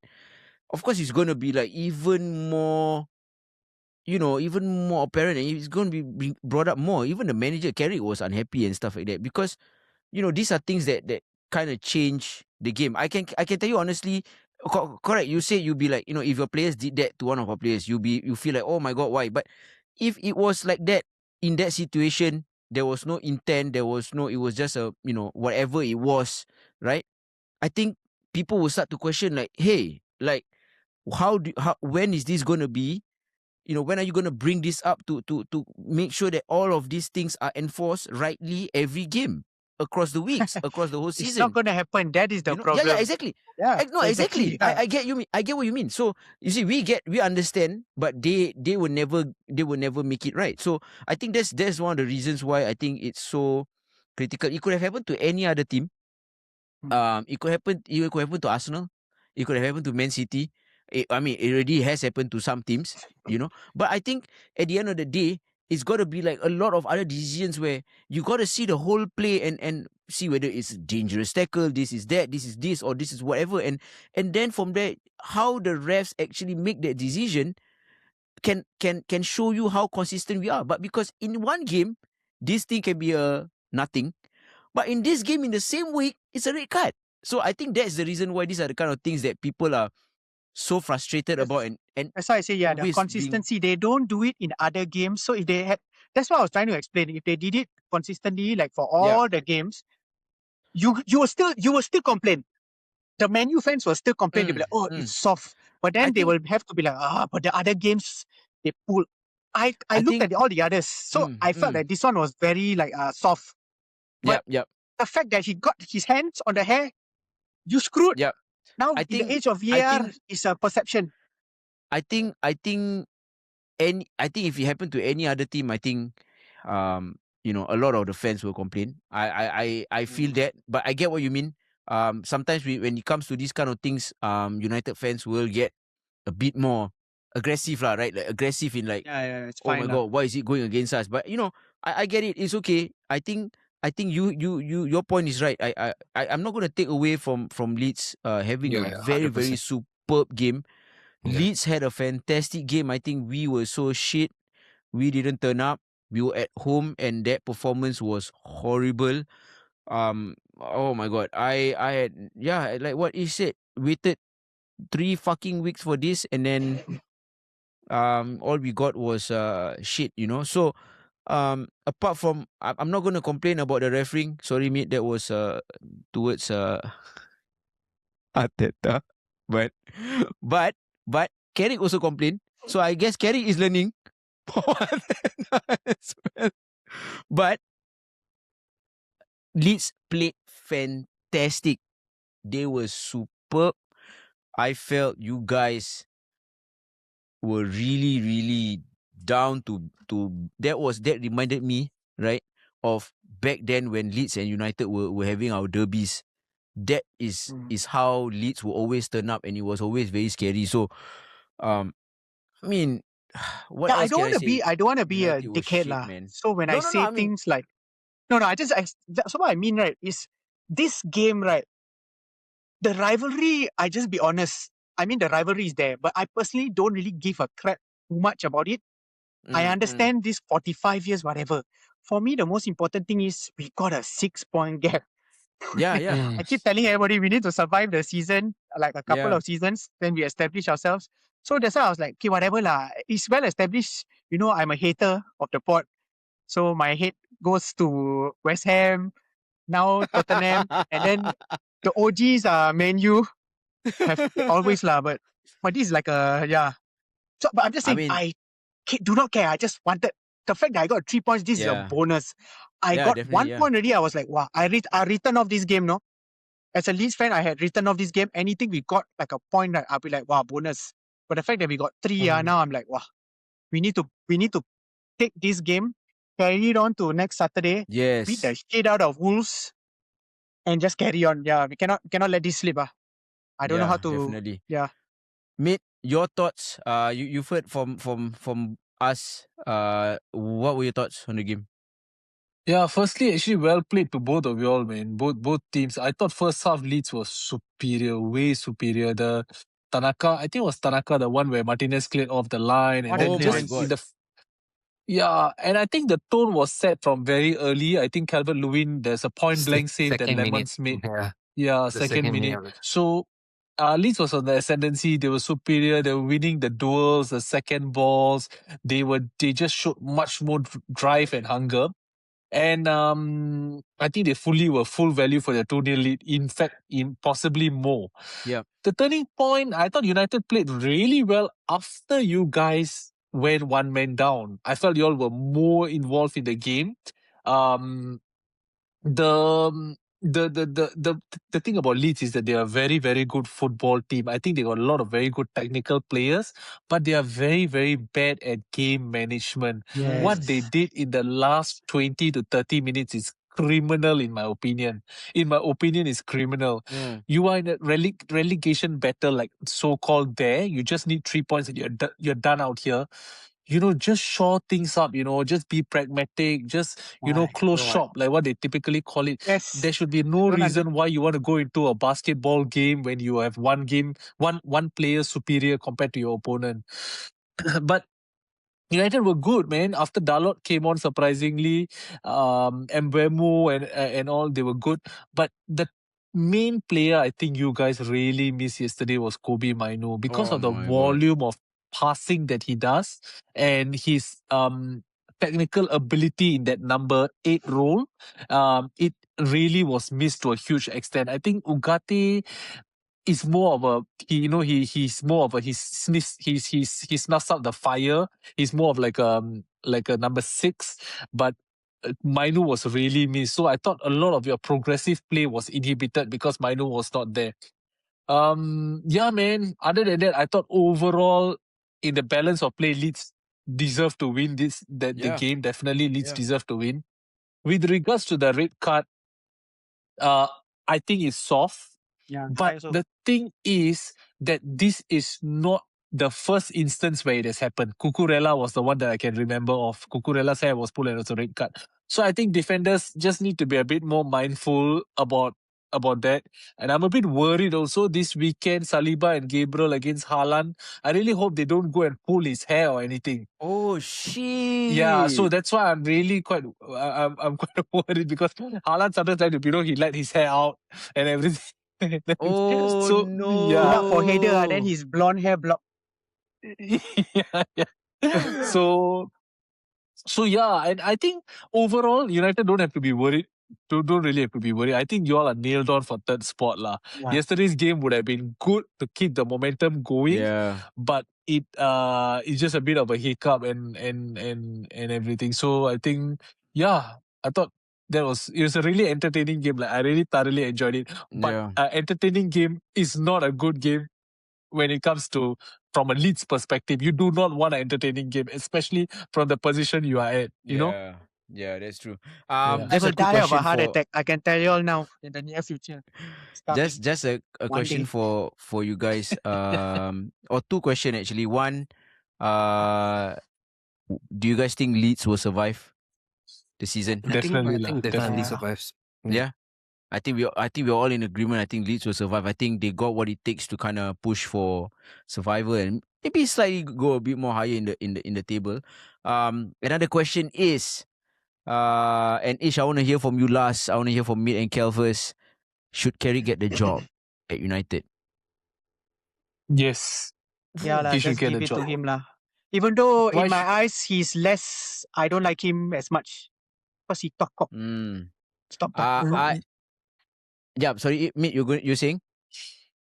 Bro, I'm a huge advocate for young managers, bro. Yeah. I love young managers. I love to see them break through the scene. I love to give them a chance. And now, everybody's like, oh, I'm biased towards Arteta, I'm biased towards Arteta. No, when it comes to United, I will want Carrick to, I would want him to do well because it's a very good representation of the game. It shows that, you can make a name for yourself by just being purely doing hard work, grinding it out, and in age, it doesn't really matter. In a day and age where we are filled with so many good managers like Guardiola, Enrique, etc., isn't this a beautiful breath of fresh air? We have Alonso, we have Arteta, we have Carrick, different kind of play.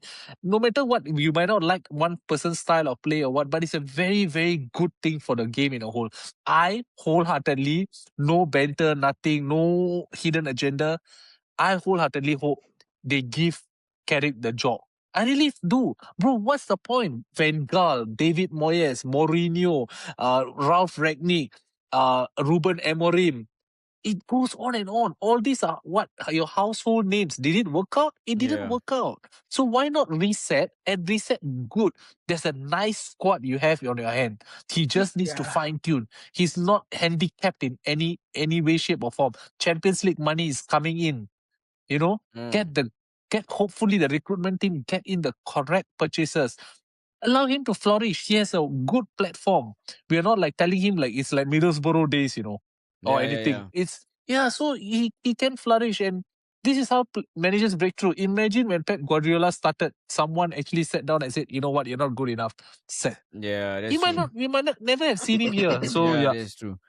Before Ish gives us his thoughts, I think Carrick should get the job. Same. I'm actually wondering now what would happen if he gets his players that he wants. So I'm curious, and I'm kind of looking forward a bit to it. But I know the story around it is he might not get it. They're looking at Luis Enrique and things like that. So I don't know. I for me personally, I think Carrick should get the job. Okay, Ish, what do you think? I think Carrick should only get the job if we don't have this stupid Steve Holland and Jonathan Woodgate as his assistant managers and coach. Like, I'm serious, bro. Like, if he decides to bring this team forward with him, right, I don't want him. I don't want him because these guys, you see, this Steve Holland was the assistant to this Jonathan Southgate, right, in England. They were fucking boring team, bro. It was hard to get through them, but they won nothing in the end. They did fuck all. And go finals, keep losing. So I don't like, it was fucking boring football, to be honest. If you watch England games, they don't play a nice brand of football. And I think if they do give him the job, he's going to bring these two guys with him, which I am not the biggest fan of, because I think Steve Holland is also a piece of shit lah. As a personality, I don't like him. The Ben White was him, right? He was Ben White. There's many records of him being a dickhead. And which is alright, because these fucking bunch of players are paid millions of dollars. No one has to be nice to them. It's okay to be a dickhead, but for the right reasons lah. Then, honestly, if you give me a choice between him or Luis Enrique, I will 100% go with Luis Enrique, bro. Because you see, the intensity has dropped, as I was telling you guys. Like, if you guys notice it, he has been found out already, which is fucking sad. No, bro. No, I think he has been found out. I think you're being very harsh, bro. Am I being harsh? I think it's harsh lah. It says this is one off lah. You have to understand he was inhibited yesterday. The Kobe Mainu one was a huge difference. Ugarte and Kobe Mainu is worlds apart. Yeah, And the run that he has been on, the results that he has been churning out, and the performances. I saw the Bournemouth game that you guys had at the Vitality Stadium. You guys were good, It's not an easy ground to go to. So I think I personally feel you're being harsh, because if we are going to expect perfection in every game, we're not going to get it. There is in Premier League, you can't expect that. And I see, the thing is, I'm not really being too greedy or what. I'm just saying that I do not rate our intensity. The only intensity we had was against two teams, which was Arsenal and City. After that, the intensity every game, if you guys notice, has been dropping and dropping and dropping and dropping. Why? And the moment the intensity drops, the players are also not performing. And Mbeumo is a shadow of himself, of who he was before the thing. The only person I would think is flourishing is Bruno and Cunha. Only these two. I mean, Mbeumo is still, isn't he like our top scorer right now still? Or like kind of up there? He has not scored in I don't know how many fucking games. Yeah, but no assist, nothing from him. It's the first half of the season he did well. Yeah. The second half I of the think season his performances levels have dropped lah.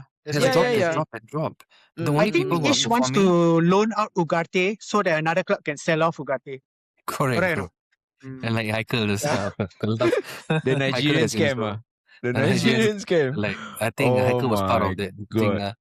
But anyways, like, okay, I'm not. My God. As I mentioned, bro, I like him as a manager. He's our legend, right? And we have not had a manager with this kind of winning percentage for a while. He still has like 60s odd % winning. But to me, it's you are like me, yeah. Okay, I'm sorry, yeah. In a sense, what you're trying to say is, if you had like Enrique, like Daniel Fark is doing such a fantastic job, right?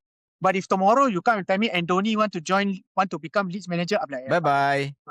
Bye-bye, Fark. Thank you. So I think that's what you're trying to say. Like, if Enrique was available, like if like Glasner, Anthony Areola, I'd rather have Carrick over them. That's my take. Okay, fair enough. Yeah. But if a superstar manager comes, right? Yeah. For example, Nagelsmann or Enrique, these two, right? 100. Yeah. I am going with them. I'm with you. Like, if Enrique is available, you all should go for him. But if Carrick is if the options are Glasner all these like that coaches, right? I'd rather have Carrick. I'd rather trust him with this. Glasner Igor Tudor. Oh no. Tudor. Deserby will be available soon. Don't worry. Oh my God. Yeah, so like if you ask me, Carrick in, so sorry for being fucking long-winded lah, but I felt I needed to get it out. Because the Steve Holland guy, I'm not a fan lah. So because of that, I feel a bit but anyways, if he becomes a manager, he has my full backing. As But always, he you know needs to how I change his am. back. He needs to change his stuff. He needs to change his backroom stuff because this backroom stuff, stuff, for honestly, sure. I feel He won't, like our he won't players. change. He will trust these guys. Just so you know, lah. Yep. That's how it's gonna be. Okay. Anything else for this Leeds and United game? No Guys? lah, congratulations to No. Kel, bro. Yeah, I man. hope you Hey, guys thank stay you, up. thank you. What a good win. Only It's during okay, the y'all match are we gonna are be in the rivals. Champions League. Don't worry about it. Chill. Hopefully. The one-off. All right. Let's predict both the United game and Leeds next game. Leeds will be up against Wolves. Prediction, guys. Kel, let's go. Your team. Leeds 3, Wolves 0. Okafor. Okafor will tear them a new asshole lah if he plays the way he did. Who's at home? Wolves at home. Yeah. Leeds Leeds home. Sorry, Leeds at home. Sorry, guys. Leeds, Sorry. Leeds okay. at home. Yeah. No difference also if they away. We will still win. I'm gonna go 2-0. Okay. Man. Nonto. No, bro. Nonto. Who was your right winger? Right winger was Aronson played also on the right. Yeah, who Aronson? Yeah, sorry, Aronson. Sorry, is my Aronson, guy. yeah. Your Aronson is the American guy, right? Yeah. The Aronson is my Medford guy. Messi. Yes, that's right. Okay, I'm going 3-1 to Leeds and Calvert-Lewin. Ooh, Ish. I think it's going to be a one for the ages. I think it's going to be a 3-2 to Leeds. My player is DCL. Okay. DCL. Okay. Now for the United game. Chelsea will be hosting United. Prediction, Ish. Or you want me to go first? I can go first lah. I think go. we will win 2-1. Yeah, 2-1. And my guy is Sesko. I've got the same scoreline as Ish, 2-1 for United. My guy will be Cunha. Nice. Okay. Cal? 1-1. Then your star boy who y'all want to sign, which will not happen now. Oh no. Garnacho? No lah. What's the other guy? The England international, that guy? I think I forget his name already. The one you all always want to sign to take over Bruno Fernandes. Oh, Palmer. Whatever. Cole Palmer. How you forgot Palmer's name lah? Bro, it don't matter to me, all this.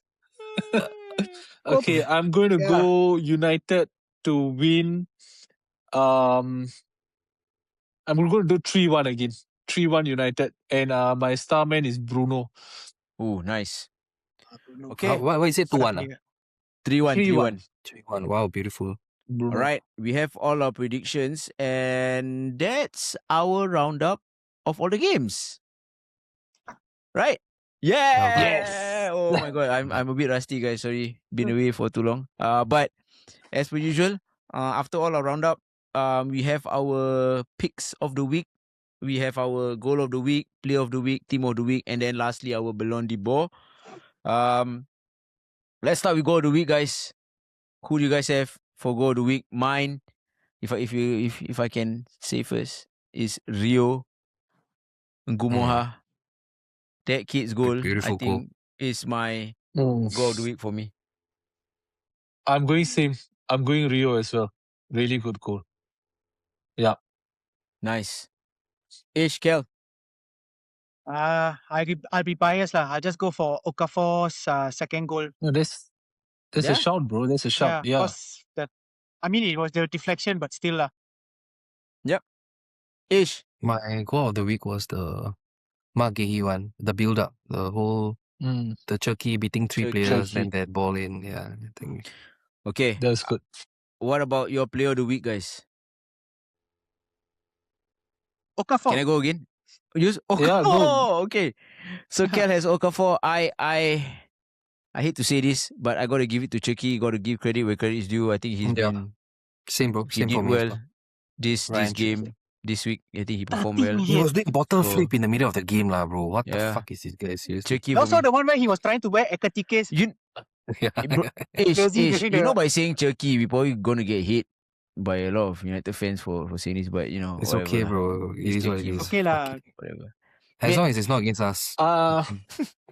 I'm going to go for the guy who made me so angry and so pissed off, Alex Scott. He played very, very well against us. I was so pissed off, and I was very sore also. I think he was because I was pivotal. like, how the hell did Yeah. He was punching so good. himself in the face. Spurs fans are more, he- bro. Yeah, and he's a Spurs fan also. So shout out, man. When you sometimes you get, sometimes you receive. So Yeah. shout out, he played really well, and it reminded me of how Declan Rice was when he was younger. Yeah. So it was really good. Yeah, and he Nice. he came back from a long injury, a knee injury. Knee injury, right? Yeah. By the Yeah. way, guys, do you all know this Bristol City has been producing quite a lot of gems? Semenyo was from Bristol City. Alex Scott also from Bristol City. Oh, is it? They've been producing quite a lot of good players. Actually, they got a good Bristol player now City. also. Yeah. Jason Knight is also quite decent. Damn. Irish international. Okay. There you go. You guys know. Our Swedish, ball knowledge Swedish. is quite deep. Irish. Irish. Very okay. hardworking. Yeah. Good player. Nice. Oh. All right. So, player of the week for mid is Alex Scott. All right, guys, your team of the week. My team of the week, I'll go first. Go. Man City. Ooh. Big pressure, and they spanked up Chelsea. I hope I'm not saying the same shit next week, man. I'm gonna say my team of the week is actually Leeds. Because coming to Old Trafford and then dominating us for almost 3/4 of the game. So it's got to be Leeds for me, man. Okay, I'm gonna take this one piss Nitin off lah. Sunderland, thanks for the assist to keep them there. Now you are 6 points. Nice. Thank you. For me, it's West appreciate Ham lah. Sorry, Kel. West Ham. Okay, it's West okay. Ham. They, Do you know I that think I West was actually flickering between West Ham and Sunderland? yeah. They did play. I watched the game. They Yeah, did play very, very superbly. Even though it was against Wolves, right? Yeah. But they played really, really superbly. Like really good. It deserved Yeah, they deserve. So yeah, man. So that's our team of the week. Now, last but not least, our Ballon d'Or. What do you guys have? I'm just gonna outright say it first, guys. Spurs for me. I think. Oh my god, bro. I'm I was sorry. going to say the same Yeah, thing. Go for it. Yeah, I'm sorry. Sorry, Nate, again. But unfortunately, Spurs they were just horrible. I thought, yeah, they were just horrible. I think I said earlier in the game, I felt terrible when Ten Hag was managing United, and I felt hopeless. But this one, really, really rabak. So I don't know how Spurs players are gonna come back up from this. But yeah, man, it's got to be Spurs for me. Yeah, I'm going for the exact same thing, man. Spurs 14 league games without a win. No win in the calendar year of 2026. Players that have seemed to have given up. Owners that do not know what they are doing. I'm so sorry. As a whole, I have to just put it down as Tottenham Hotspur. Okay, I'll go. Yeah, sorry in advance, Meet. I'm going for Arsenal, because you all need to stop your bullshit and wake up and get the shit done, 100%, bro. Stop playing like a bunch of pussies, and move the ball forward, That's it. That's all you Move need. the ball forward. If you don't Yeah, no need shoot, you pass won't it. get a goal. Yeah, correct. Come on, man. Oh my Yeah, god. hopefully he stops with the TikToks also, the Arteta. Ooh, serious, yeah. That one serious, yeah. Sickness, that one. Sickness. People doom scrolling No, shit. but what goes on? What do you guys think goes on in his mind for him to release it to the media? He wants to take Has all lah, of the take pressure off the players, to put him it lah, onto himself, but onto he doesn't him. know that by doing this, he's affecting. actually doing the exact opposite. Yes. He's just like making them look like a laughing stock. Yes, because There's a way to do it. Yeah. He's not doing it right. Yes, he's not doing it right. You don't release Like videos. You just go to you just say certain things. How like Mourinho used to say, like you just pick and choose your battles. This guy, I don't know why. Okay, Mourinho used to say crazy shit, right? right? But whenever Mourinho said crazy shit, right, does the player get hit? No, right? No. No, doesn't. See, that's the way to do it. But Arteta is doing it. It's making The opposite way. Yeah. exactly. That's But that's to what be we feel, fair, we are in a different age, because now Exactly. Arsenal is known as bottlers. So Mm-mm. indirectly, no matter what Arteta's if he does it the right way, right, it will still trickle down into the players. The players will still kena, but he's not doing it as well as he can lah. I don't know how well to put it. Like, he can do it in a different way. Just to me, simple. he Bro, should just shut to the me, fuck up now. Yeah. To me, simple. Just shut the One, fuck up. Yeah. just shut the fuck up. Two, close doors. Yes. Don't give Yeah. media access to your That's it. training. That's it. Simple. Like what yeah. Alex Ferguson used to do, you know? Yeah, Alex Ferguson, simple. you'll be banished, you know, from the shut down. facilities. Yeah. He shuts down the media like nothing, man. He controls the fucking media. That's how Arteta should do it. I hate to give him advice, or I hate to say this, but that's the way. Yeah. Yeah, I agree. It's okay. He won't take your advice, so don't worry. Yeah, That's the kind of person he is. Yeah. Okay. You can tell him stop playing double pivot. He's still going to play. Oh my God. Doesn't matter. Yeah. Ish. It's just like that lah. I think it was the ref of the United game. The ref didn't like Hey, the what's his name? He had a blinder. blinder. Blinder. When KL texted last night, right, that the ref is having a blinder, right? It's the exact moment like fuck it, I lost it. I the rage bait. It was a perfect rage bait, and the bait got me. I took the bait, and I was pissed off the whole damn night because of it. And then I wake up, right? Then I realized, why the hell was I like so triggered by it? Then yeah, to me that's my Ballon d'Or, because actually my Ballon d'Or is me for taking the bait. Okay, me. Wow, this is the first. Yeah, also of this for your thing. crazy take on Liverpool winning tonight. Which who No, knows? I'm not saying they're winning. I'm not saying they're winning tonight. That is some. I understand. We know that you are it. a secret Tottenham hater lah. Guys, what the hell, man? Oh my God! I mean, maybe next season we'll start covering Champions League as well.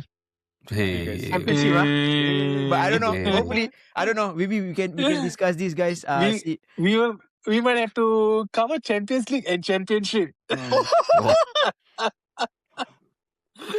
Oh, by the way, We are Nathan inclusive society. has already said that if they do get relegated, he's not coming back. Oh, Really? Yeah, I think he mentioned, like, say, if they do get relegated, I think it was in his Instagram. But we will want to know what's happening at Preston and Millwall. Yeah. Lincoln. Former Leeds Leeds assistant manager. Wow. This is madness. Lincolns. Don't worry, guys. Whatever it is, we all still love each other.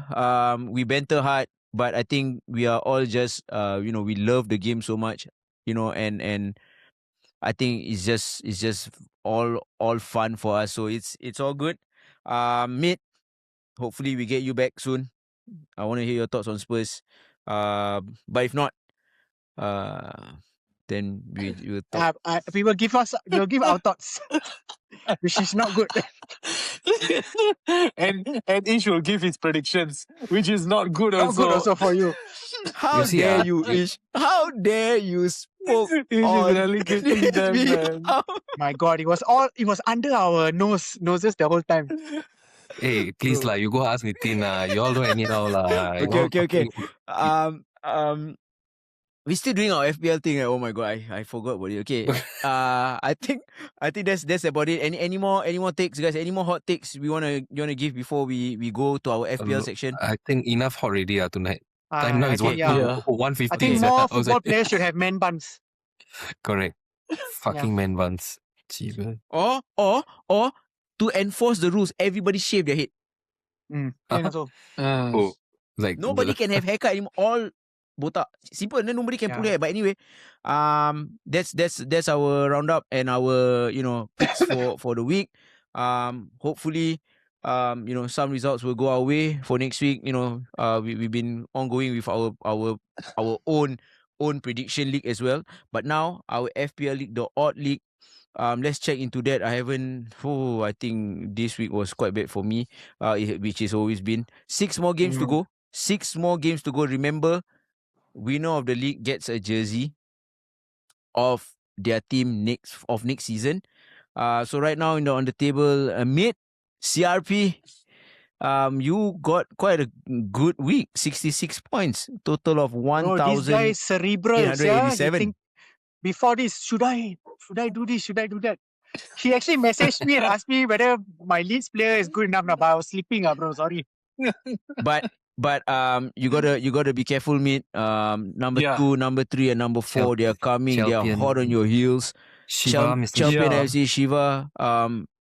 1,869 points. Sean Martin Tobin. Sean on the upward trajectory, man. Your friend, guy right? asked- Ish. Arsenal fan, he just shitting on me because he say, how come the chat so quiet since United lose at home? He's the more like one of the most Damn. United haters. Hard damn. But he's at Good. I like this guy already. he's at 1,861 points. Let's look at Nitin. On the downward trajectory, Suicide Squad 1,836 points. Now let's go down a little bit more to look at where the rest of us are at. 12. I'm 12. At number 10, Kelvin, Singapore Leeds FC, 1,803. Do you think you can catch up to? I think you can Hell catch up. no. Nope. What do you mean? Bro, confirm can. Bro, you're only 80 points off. Wow, you talk as though like got chance, huh? Come on, bro. Never give up. Never give up.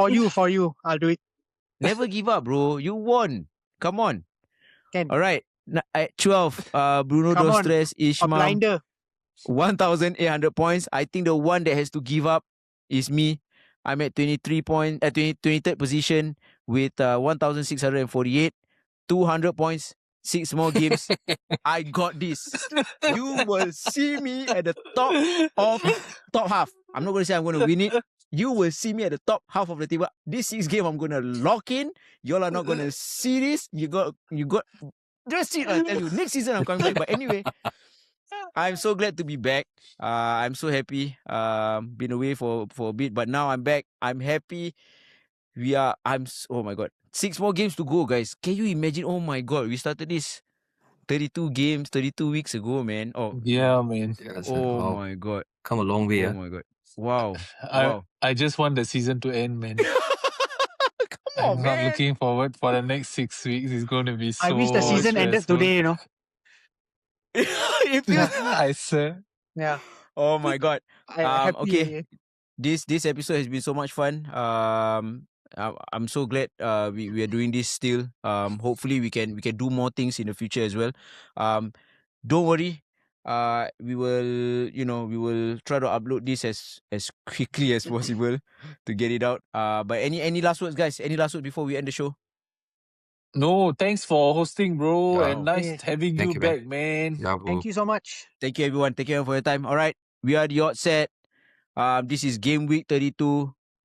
Take care, guys. Peace. Ciao. Peace. Man U sucks. I'm going to tell Manny to clip that. Save that. We're going to put that in.